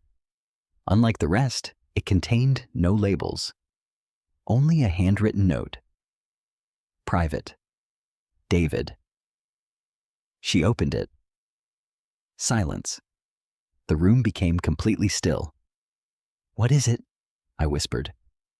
Rebecca slowly removed a property deed, then another, then photographs. Finally, a lease agreement. Daniel adjusted his glasses.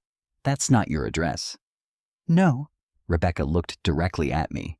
It's a condominium in Cambridge. I frowned. We've never owned property in Cambridge. No? She turned another page. Your husband leased it 18 months ago. Exactly 18 months. The same date everything else had begun. Lauren covered her mouth. Oh my God. Another photograph slid from the folder. It showed the condominium building. Nothing unusual. Until Rebecca turned it over. On the back, a handwritten note. Happy anniversary. Love always. No signature. No name. Only those 3 words. Lauren looked confused. Anniversary? I didn't answer. I couldn't, because I already knew. Not whose handwriting it was, but what it meant. David hadn't simply hidden money. He had built another life. Rebecca quietly placed the photograph beside the lease. There are utility bills. She continued reading. Furniture purchases. Insurance. Parking permits. Everything dated over the previous 18 months. The same timeline. Always the same timeline.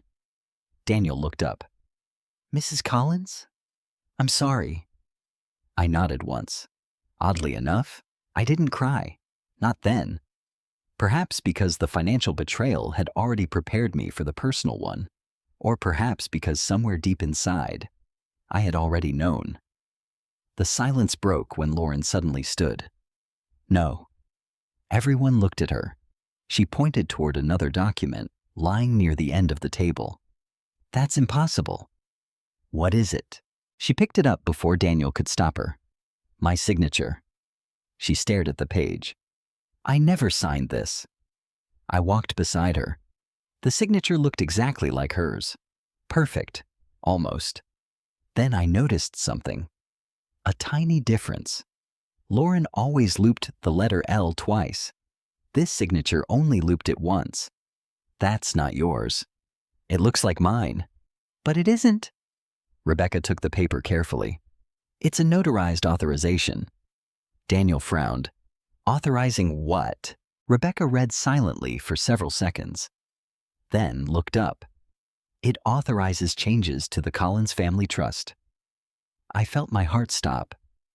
We don't have a family trust. Rebecca met my eyes. You do now. Lauren whispered, I never signed that. Daniel nodded slowly. I believe you. He pointed toward the bottom corner. The notary stamp? Everyone leaned closer. The commission number was legitimate.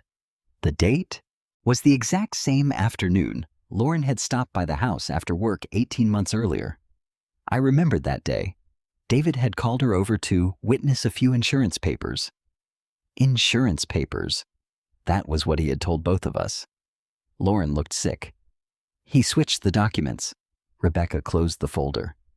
If that's true, this becomes much more serious. Before anyone could speak again, headlights swept across the living room window. A car had pulled into the driveway. Lauren looked towards the front door. My heart immediately recognized the engine before my mind did. David. The front door handle turned, locked. He knocked once, then harder. Finally, his voice echoed through the house. Amelia, I know you're in there. No one moved. Then came the sentence that changed everything. If you don't open this door, you're going to force me to explain something none of you are ready to hear. No one moved. David's voice echoed through the front hallway again. Amelia, I know you're in there. Lauren instinctively stepped closer to me. Rebecca Lawson calmly closed the folder in front of her. Daniel Pierce looked toward Ethan Brooks. Ethan nodded once. Nobody opens that door. David knocked again, harder this time. The old oak door rattled against its frame. Amelia, please. His tone had changed, less demanding, more desperate. I had heard David sound angry. I had heard him sound proud. I had heard him sound disappointed. I had never heard him sound afraid. Rebecca quietly gathered the documents nearest to her. Daniel, photograph everything. Daniel immediately began scanning each page with a portable document scanner he had taken from his briefcase. Every signature, every transfer, every deed, every page. Outside, David continued knocking. I know you're not alone. No one answered. Finally, Ethan walked toward the front entrance. He did not unlock it. Instead, he spoke through the closed door. Mr. Collins. Silence. Then David answered. Ethan. Yes. You should leave. I'm afraid we can't. Another pause. You don't understand. Ethan remained calm. I understand more than you think. David lowered his voice. This is a misunderstanding. If that's true, you'll have every opportunity to explain. Nothing.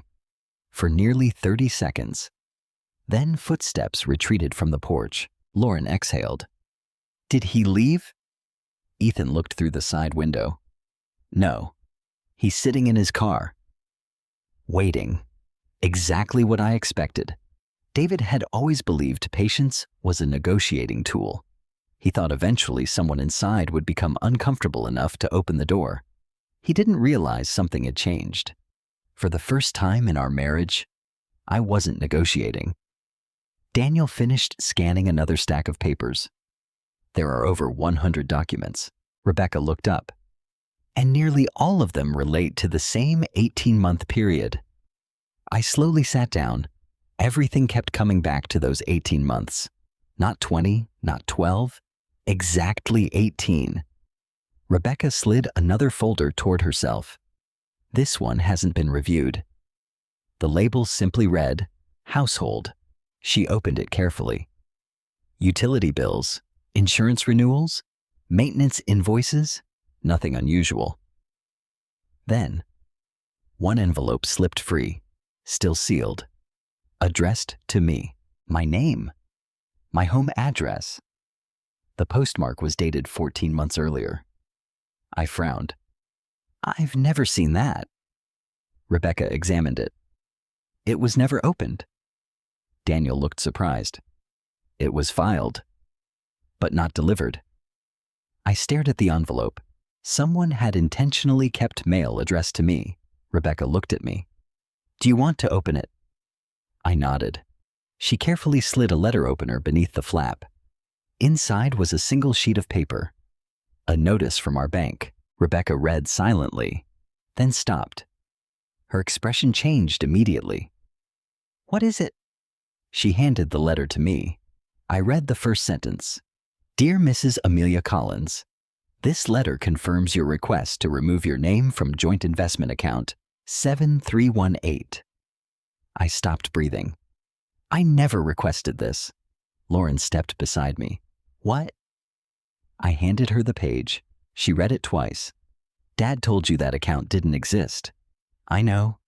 Rebecca pointed toward the signature line. Look. My signature appeared at the bottom. Perfect. At least, almost perfect. I immediately noticed the same problem. The capital A.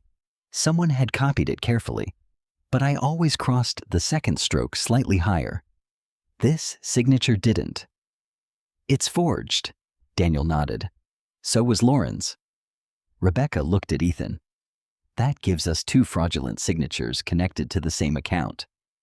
Lauren whispered, he removed Mom's name. I slowly lowered myself into the chair, not because I felt weak, because suddenly everything made sense. The password changes, the missing bank statements, the tax documents, the locked drawer, the secrecy. David hadn't merely hidden an account. He had erased me from it. Outside, a car door slammed. Ethan looked through the window again. He's getting out. This time, David didn't knock.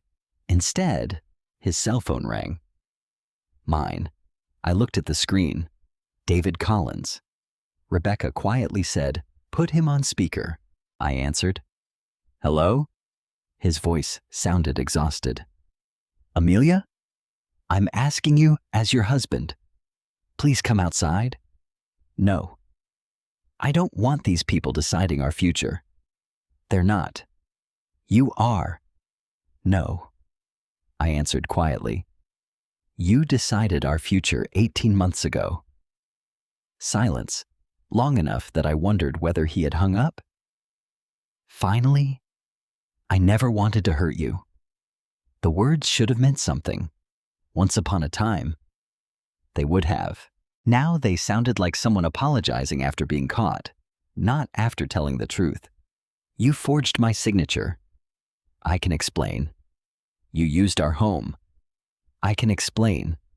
"You asked Lauren to sign documents she never understood." I can explain. "You asked me to lie yesterday." Another silence. Then, "Please, I've lost everything." I looked around the dining room. The documents, the investigators, my daughter, the home we had built together. "No, David," I said softly. "You lost everything long before today. You just didn't know it yet." He whispered one final sentence. "You don't know who Charles Whitmore really is." The call ended. No goodbye, just silence. Everyone in the room looked at one another. Rebecca spoke first. "That's interesting." I frowned. "What is?" "He didn't defend himself. He warned you about Charles." Daniel nodded slowly. "I noticed that." Lauren looked confused. "What does that mean?" Ethan folded his arms. "It means your father may not be the person at the top." The room fell silent again. Rebecca slowly opened the final unopened folder. Unlike the others, it contained only 3 documents. 1 memorandum, 1 wire authorization, 1 handwritten agreement. She read the memorandum first, then looked at Daniel, then at Ethan. Finally, she looked directly at me. "Mrs. Collins? I believe your husband wasn't running this operation." My heartbeat slowed. "What are you saying?" Rebecca turned the last page toward me. One signature appeared at the bottom, large, confident, impossible to mistake. Charles Whitmore. Underneath it, a handwritten sentence. "Move everything to Collins before quarter end. She must never know." Every person in the room stopped breathing. Lauren whispered, "Mom, what does that mean?" I stared at the page. One sentence echoed through my mind. She must never know. For the first time, I realized David might never have been the mastermind. He may have been the man chosen to carry out someone else's plan, and whoever designed it had known my name from the very beginning. No one spoke for nearly a full minute. The sentence on the document seemed to drain every bit of air from the dining room. "Move everything to Collins before quarter end. She must never know." I read it again, then a third time. The handwriting was unmistakably Charles Whitmore's. I had seen it only once before on a handwritten note he had left for a guest during a charity fundraiser years ago. The sharp slant of the letters, the oversized capital C, the heavy underline beneath certain words. It was his. Lauren finally broke the silence. "Mom, who is she?" I looked up slowly. "I think it's me." Rebecca Lawson nodded carefully. "That's our preliminary conclusion." Daniel Pierce leaned forward. "But we need to be careful. A handwritten note alone doesn't tell the entire story. It tells us enough to ask much better questions." Ethan Brooks folded the document into a protective sleeve. This changes the investigation. How? Lauren asked. Rebecca answered. Until now, we believed David Collins was acting independently. She glanced toward me. This note suggests someone above him may have been directing at least part of the operation. I closed my eyes. For a brief moment, memories began fitting together differently. Not because David was innocent. He wasn't. He had lied. He had forged signatures. He had hidden accounts. He had betrayed our marriage. None of that changed. But perhaps he hadn't invented the scheme. Perhaps he had convinced himself he was only following orders. That realization didn't lessen the pain. If anything, it made it worse, because it meant he had chosen another man's ambition over 34 years of marriage. Lauren suddenly stood. I need to ask Dad. Rebecca immediately shook her head. No. Why? Because if he believes we have this document, he may destroy evidence we haven't found yet. Lauren looked frustrated. He's my father. And he's also a central figure in an active financial investigation. The words hit her harder than anyone expected. She slowly sat back down. I never imagined I'd hear someone describe my father like that. Neither had I. Daniel continued sorting through the remaining paperwork. There are still several folders we haven't reviewed. One by one, he opened them. Corporate tax filings, investment summaries, insurance policies. Then, a thick envelope marked only with the letter S. He opened it. Inside were dozens of bank transfers. Every recipient shared one thing in common. The account holder, Susan Parker. Lauren frowned. My aunt? Daniel counted silently. 1, 2, 3, 27 transfers. Rebecca looked over his shoulder. Total them. A calculator appeared. Several minutes passed. Finally, Daniel looked up. $482,000. The room fell silent again. Lauren stared at the calculator. Almost $500,000. I could barely process the number. My husband transferred that much money to his sister, Rebecca corrected me. Not necessarily. The transfers originated from entities connected to the hidden account. But yes, Susan Parker received nearly $500,000. I thought back over the previous 18 months. Susan's new luxury SUV, her remodeled kitchen, the expensive jewelry she suddenly began wearing, the 2 vacations she casually mentioned. Every time I complimented something new, she laughed. Oh, David knows people. I had assumed she meant discounts, connections, business relationships. Now, I wondered whether she had been laughing for an entirely different reason. Lauren looked heartbroken. I trusted Aunt Susan. So did I. Daniel removed another document. This one wasn't financial. It was a lease agreement, different from the Cambridge condominium. Rebecca frowned. This address isn't residential. What is it? She read the first page. A private storage facility. Storage. Ethan immediately looked interested. What size? Rebecca scanned further. Large climate-controlled unit. 3-year lease. Paid in advance. Daniel asked, what's stored there? Rebecca turned another page. The inventory section was mostly blank. Only one description appeared. Personal records. Nothing else. Daniel looked at Ethan. I think we should secure it. Ethan was already dialing his phone. I agree. He stepped into the hallway. As soon as he disappeared, Lauren looked toward me. Mom, I'm so sorry. For what? I should have seen this. I reached across the table and took her hand. No. You couldn't. I defended Dad. You loved your father. I laughed sometimes. When he made jokes about your job. Her voice broke. I thought it was harmless. I squeezed her hand. He spent years teaching everyone to underestimate me. You weren't the only one who believed him. Tears filled Lauren's eyes. I feel like I've betrayed you. You haven't. Yes, I have. I should have spoken up. I smiled sadly. When you were little, you used to stand between us every time your father and I argued. She nodded. You remember that? I remember everything. You were trying to protect both of us. You've always had a good heart. She finally cried. Not loudly, just quiet tears running down her face. I'm sorry, Mom. I stood and wrapped my arms around her. For several moments, neither of us spoke. 31 years. That was how long I had loved this young woman. Nothing David had done could change that. Rebecca quietly turned away, giving us privacy. Daniel continued organizing evidence without saying a word. The silence was interrupted by Ethan returning from the hallway. I've spoken with federal investigators.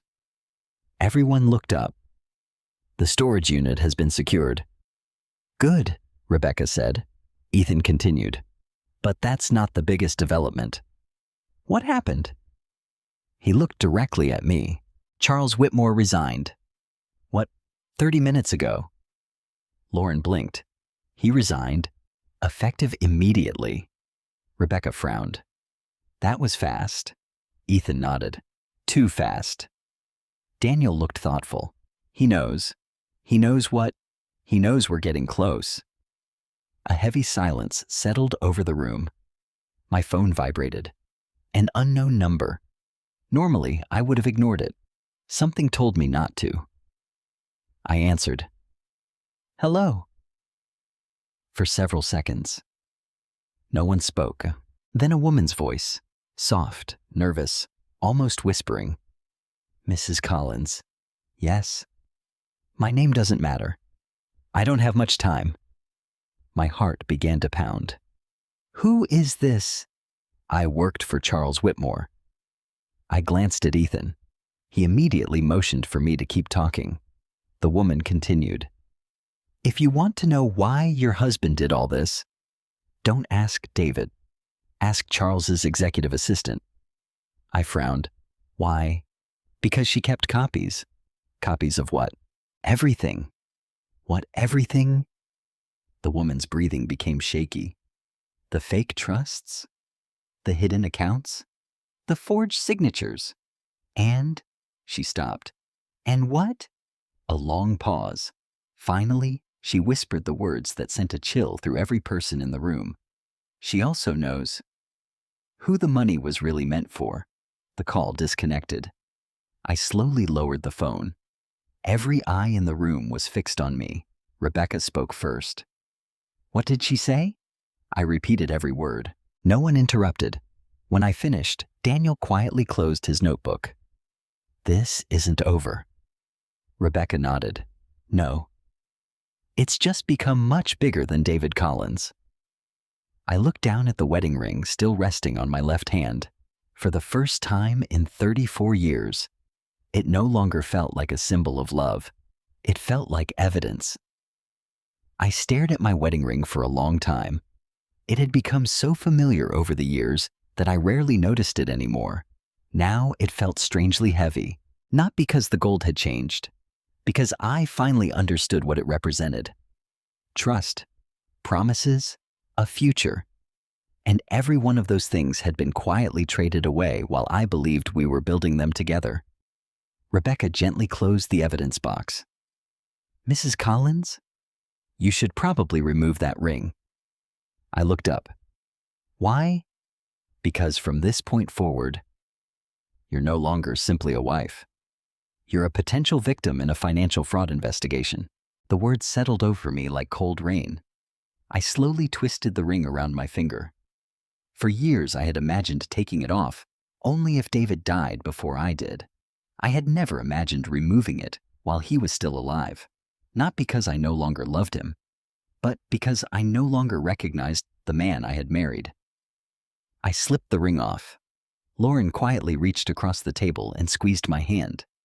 Neither of us spoke. Sometimes silence carries more comfort than words. By early afternoon, Rebecca suggested we leave the house. The investigators need unrestricted access. Daniel nodded. They'll be photographing everything. I packed a small overnight bag. It felt surreal. 34 years in one home, and I was leaving with only a change of clothes, my medications, a family photo of Lauren as a little girl, and a notebook full of market observations. Nothing else seemed important. Lauren drove us to her condominium in Boston. The entire trip passed almost without conversation. Halfway there, she finally spoke. "Mom?" I keep replaying everything. So do I. I should have questioned Dad when he asked me to sign those papers. You trusted him. I was a lawyer. You were his daughter. She looked down at the steering wheel. There's a difference. There is. But even attorneys trust their parents. She smiled sadly. I never thought you'd be comforting me today. I'll always be your mother first. That finally made her cry again. Lauren's apartment overlooked the Charles River. Normally, I loved the view. Today, I barely noticed it. Within an hour, Michael Reynolds arrived carrying 2 thick legal folders. He greeted Lauren warmly before sitting across from me. I've reviewed everything Rebecca sent, and he removed several documents. We're filing for divorce immediately. I nodded. I expected that. We're also requesting emergency preservation of marital assets. What does that mean? It means David cannot legally transfer, sell, hide, or borrow against marital property without court approval. I felt an unexpected sense of relief. So he can't empty everything. Not anymore. Michael opened another folder. There is one more recommendation. What is it? I want you to file for exclusive possession of the marital residence. Lauren looked surprised. You mean Mom keeps the house? If the court agrees. Michael looked directly at me. Based on what we've discovered? I believe we have strong grounds. I looked out the apartment window. The house. Every Christmas tree. Every birthday. Every family dinner. Part of me wanted to walk away forever. Another part whispered something different. I shouldn't have to leave the life I helped build. David should. I want the house, Michael smiled. I was hoping you'd say that. Later that evening, Ethan Brooks called. We've completed the initial inventory. Did you find anything else? A great deal. His voice sounded unusually serious. We also located something inside the storage unit. What? Boxes. What kind of boxes? Financial records. That's expected. There was something unexpected. He paused. Personal photographs. I frowned. Photographs? Yes. Of David. My heart tightened. With another woman. The room became very quiet. Lauren slowly lowered her coffee mug. I closed my eyes. I see. Ethan continued gently. There are also vacation receipts, restaurant reservations, hotel invoices, anniversary gifts, always the anniversaries, always another life I knew nothing about. Do you know who she is? We're confirming her identity. I understand. I'm sorry, Amelia. It was the first time anyone involved in the investigation had spoken to me simply as a human being instead of a witness. Thank you. After we ended the call, Lauren whispered, Mom, I don't think I could survive this. I smiled faintly. You already survived worse. I did. You survived believing you had to choose between your parents. She looked confused. I never wanted you to carry that burden. I was trying to keep everyone happy. I know. You were a child. I wasn't. She reached across the couch and hugged me. I wish I'd been stronger. You are. How? Because you're still choosing the truth, even though it hurts. The next morning, Michael called before breakfast. I've filed everything. So it's official? Yes. The divorce petition has been submitted. I sat quietly for several moments. 34 years, reduced to a stack of legal documents. Michael continued. David has also been served. When? About 20 minutes ago. How did he respond? He didn't. He simply accepted the envelope. That wasn't like David. He argued, negotiated, persuaded. Silence wasn't his style, unless he had finally realized there was no argument left to make. Around noon, my phone vibrated. A text message. David. Only one sentence.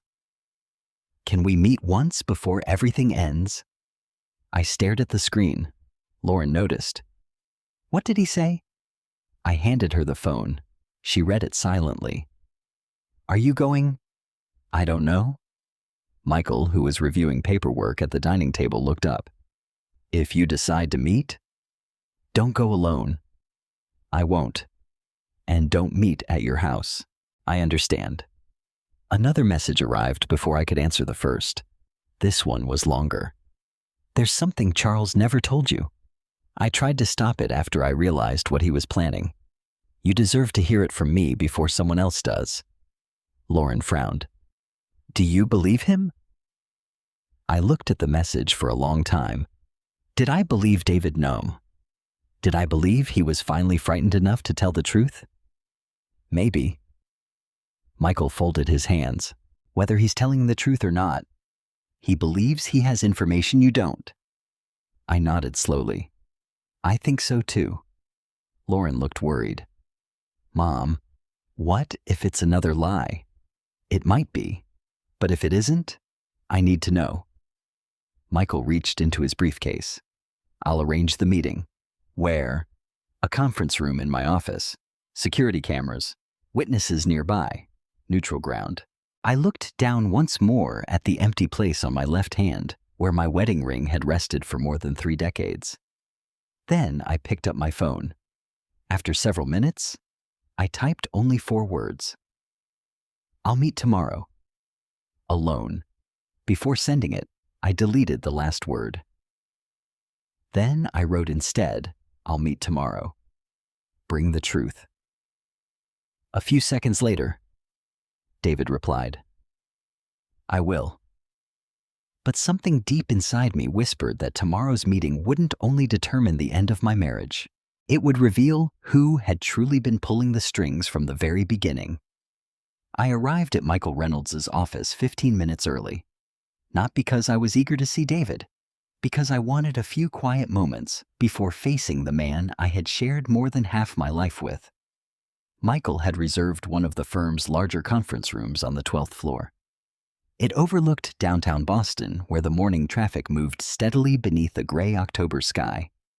The room itself was simple. A polished walnut table, 6 leather chairs, a pitcher of water, a box of tissues someone had thoughtfully placed near the center. Nothing about it felt dramatic. That somehow made the moment even heavier. Michael entered carrying a folder. Are you ready? I don't know. He smiled gently. You don't have to be. He placed several legal documents on the table. The divorce petition has been formally accepted. The temporary asset freeze is now in effect. No real estate can be transferred. No investment accounts can be moved. No trust assets can be altered. I nodded. So it's over. Legally, we're just beginning. A knock interrupted us. David had arrived. Michael looked at me one last time. If you want this meeting to end at any point, stand up. I'll take care of the rest. I appreciated that more than I could say. The door opened. David stepped inside. For a moment, I almost didn't recognize him. Only a week had passed since Charles Whitmore's dinner party. Yet, the confident executive who had laughed at my tiny analyst job seemed to have disappeared. His expensive suits had always fit perfectly. Today, the jacket hung loosely from his shoulders. His silver hair hadn't been combed carefully. Dark circles surrounded his eyes.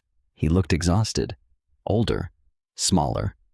He stopped several feet away from the table. Thank you for coming. I remained seated. You said you wanted to tell me the truth? I do. He glanced toward Michael. I'd hoped we could speak privately. Michael answered before I could. That won't be happening. David gave a tired nod. I understand. For several moments, no one spoke. Finally, David sat down. I owe you an apology. I waited. I've lied to you. Yes. I've hidden things. Yes. I forged signatures. Yes. Each answer became shorter, simpler. There was no point pretending otherwise. David lowered his head. I don't expect forgiveness. You shouldn't. He accepted that without argument. Then he reached into his briefcase. Not quickly, carefully. Michael immediately became alert. David slowly removed a thick manila envelope. I brought copies. Copies of what? The agreement. He slid the envelope across the table. Michael opened it first. Inside were emails, memorandums, internal approval forms, meeting notes. Many bore Charles Whitmore's signature. Some bore David's. Others belonged to executives I had never heard of. Michael quietly flipped through several pages. His expression changed. This is authentic. David looked at me. It started as something much smaller. When, about 2 years ago, Charles called me into his office. He said the firm needed temporary holding structures while several acquisitions were being finalized. I listened without interrupting. He told me everything was legal. And you believed him? At first, he rubbed his forehead. I signed paperwork. I approved transfers. I followed instructions. When did you realize something was wrong? He laughed bitterly when I tried to ask questions. What happened? He reminded me how much of my career depended on him. I studied his face. There was genuine shame there, but shame didn't erase choices. You could have walked away? Yes. You didn't? No. Why? He looked directly into my eyes. Because I was afraid? The room remained silent. He continued. I kept telling myself, just one more quarter, one more transaction, one more report. But every time I agreed, there was another document, another account, another lie. Michael quietly asked, the forged signatures? David closed his eyes. I never intended to forge Amelia's. I frowned. What does that mean? He looked at me. I signed authorization requests. I didn't create the documents. Who did? He swallowed hard. Charles's executive assistant. The same woman who prepared every trust. The same woman who processed every hidden account. I remembered the anonymous phone call, the woman who told me the assistant kept copies. David continued. I didn't know she'd copied your signature until months later. And Lauren's, his voice cracked. I swear, I never knew she'd forged Lauren's name. Lauren, the little girl whose hand I once held, crossing busy streets. The grown woman whose trust had been stolen by her own father, whether he knew or not. He had put her in that position. Then why didn't you tell us? I asked. Because by then, I was already trapped. You weren't trapped. You were compromised. He nodded slowly. You're right. I was. For several seconds, he simply stared at his hands. Then he whispered, the Cambridge apartment. I know. His shoulders sagged. I never loved her. The sentence hung awkwardly in the room. I looked at him calmly. That isn't the point. I know. I thought I deserved. He stopped himself. No. I thought I could build another life before everything collapsed. You built it with money you hid from your family. Yes. You built it while telling me my work wasn't real. Yes.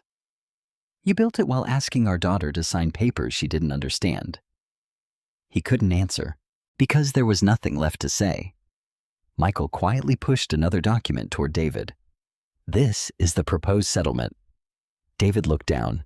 You want the house. I earned the house. He nodded. You want half the retirement accounts. I want what the law says belongs to me. He looked through the remaining pages. I keep my pension. Yes, the investment accounts are divided. Correct. The Cambridge property is surrendered. Correct. David looked up. You didn't ask for everything. I answered honestly. I never wanted everything. I wanted honesty. He closed the folder. I wish I had understood that sooner. So do I. He picked up the pen lying beside the agreement. For a long moment, he simply held it. Then, without arguing, without negotiating, without asking for another chance, he signed. One signature, then another. 34 years of marriage ended with the quiet scratching of ink across paper. David set the pen down. It's done. Michael gathered the documents. It is. David stood slowly. He looked at me one final time. I hope someday. Lauren speaks to me again. I hope so too. But that's her decision. He nodded. And yours? I met his eyes. I already made mine. He gave the smallest smile, not happy, not hopeful, just accepting. Then he walked toward the door. Just before leaving, he turned back. Amelia. Yes? I was wrong. About what? He smiled sadly. Your job. It was never tiny. It was the only honest thing in our entire world. The door closed behind him. I sat there quietly for several moments, not crying, not celebrating, simply breathing. Michael finally spoke. How do you feel? I looked out at the Boston skyline. Lighter. He smiled. I think justice often feels that way. 2 weeks later, Whitmore Capital announced Charles Whitmore's permanent resignation. Within another month, federal regulators expanded their investigation into multiple executives connected to the hidden accounts. Susan Parker agreed to cooperate after receiving formal notice regarding the unexplained transfers. David resigned before the firm's board could terminate him.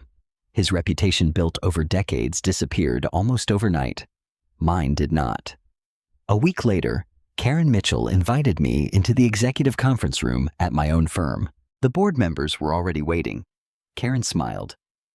Amelia, we have a proposal. I raised an eyebrow. What kind of proposal? The chairman slid a folder toward me. Inside was a formal promotion, Director of Market Analysis. Karen laughed softly. I guess your job wasn't so tiny after all. For the first time in weeks, I laughed too. 3 months later, I unlocked the front door of my house with a key that finally felt like it belonged entirely to me. The divorce had been finalized 6 weeks earlier. The court approved the settlement almost exactly as Michael Reynolds had proposed. The house remained mine. The retirement accounts were divided fairly. Every remaining marital asset had been accounted for through months of financial tracing and forensic review. It wasn't the victory I had imagined when I was younger. Back then, I thought winning meant proving someone wrong. At 59, I finally understood that winning meant waking up in peace. The first thing I noticed that morning was the silence. Not the uncomfortable silence that had filled our home for years whenever David and I avoided difficult conversations. This was different. It was calm. No tension hiding behind closed doors. No cautious listening for footsteps in the hallway. No wondering whether another lie had quietly entered my life while I slept. Just peace. I walked into the kitchen and made coffee. Sunlight poured through the windows, landing across the old oak table where Lauren used to color pictures when she was little. So much had happened around that table. Homework, birthday cakes, arguments, apologies, Christmas dinners. Now it held only one thing. Fresh flowers Lauren had brought the evening before. Every Sunday she came for dinner. Not because she felt obligated, because she wanted to. Our relationship had changed in ways I never expected. The guilt she carried after discovering everything about her father slowly faded, replaced by honesty. One evening, she looked at me across the same table and quietly asked, "Mom, how did you stay kind?" I smiled. I wasn't always kind. You never yelled. I wanted to. You never humiliated Dad. I could have. She looked puzzled. Why didn't you? I reached for my tea. Because I wasn't trying to become him. She cried when I said that. Not loudly. Just enough to let years of confusion leave her heart. A month later, she started inviting me to lunch every Friday. We laughed more, talked longer, shared things we should have shared years earlier. Some wounds never disappear completely, but they can stop controlling your life. Work changed too. My promotion to Director of Market Analysis came with a larger office overlooking Boston Harbor. The first morning I walked into that office, Karen Mitchell handed me a small framed photograph. It was a picture of our entire research team. "You built this department," she said. "You just never asked anyone to notice." I placed the photograph on my desk.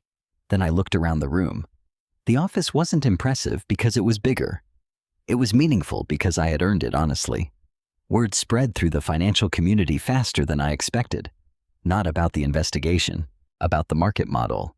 The same analytical framework David had dismissed as spreadsheets. Universities requested permission to teach parts of it. Industry conferences invited me to speak about market risk. Young analysts began emailing questions almost every week. Many of those messages came from women. Some had just graduated from college. Others were restarting careers after raising children. One message stayed with me. It read, "I've spent years believing my voice wasn't important because the people around me kept saying, someone else understood finance better than I did. I watched your interview. Thank you for proving quiet. Women can still change everything." I printed that email, not because it praised me, because it reminded me of the woman I used to be. One afternoon, I started something new. A monthly mentorship program for women returning to finance after career breaks. The first meeting drew 8 women. The second drew 23. By the 6th month, there were more than 60 participants. We didn't just talk about markets. We talked about confidence, boundaries, negotiation, recognizing manipulation, understanding money before someone else controls it for you. Sometimes the most valuable investment isn't financial. It's believing your own judgment again. As for David, I heard very little. He accepted a consulting position with a small regional firm several states away. Our communication remained limited to matters involving legal paperwork. Lauren chose to rebuild a cautious relationship with him. That decision belonged entirely to her. I never encouraged it. I never discouraged it. Children should never have to choose between parents. They should only be free to choose truth. Susan eventually entered into a settlement agreement regarding the money she had received. She sent me a handwritten letter, not asking for forgiveness, simply acknowledging the harm she had caused. I appreciated the honesty. I didn't respond. Some chapters close quietly. Charles Whitmore faced multiple civil actions after additional evidence surfaced through the investigation. His resignation became permanent. His name slowly disappeared from magazine covers and financial conferences. Power built on deception rarely survives the truth forever. One rainy Saturday afternoon, nearly a year after everything began, I found myself standing in the attic, looking through old family boxes. Inside one box was our wedding album. I sat on the floor and carefully turned each page. There we were. 2 young people smiling at a future neither of us could possibly understand. I wasn't angry at the woman in those photographs. She loved sincerely. She trusted completely. There is no shame in either of those things. The shame belongs to the person who betrays that trust. I closed the album gently. Then I noticed something lying underneath it. An old notebook. Mine. Inside were market observations I had written nearly 35 years earlier, shortly after beginning my career. One sentence had been circled in blue ink. The strongest signals are usually the quietest ones. I laughed softly. Apparently, I had been giving myself advice for decades without realizing it. That evening, I stood on my back porch watching the sun disappear behind the trees. The house was quiet. The future was uncertain. but for the first time in many years. Uncertainty no longer frightened me. It felt like freedom. I had lost a marriage. I had lost the man I thought I knew. I had lost the illusion that love alone can protect a family. But I had found something infinitely more valuable, my own voice. And no one would ever convince me to make it smaller again. Kethuk Fenwilam. Life lesson. If there's one thing this journey taught me, it's that betrayal rarely begins with one terrible decision.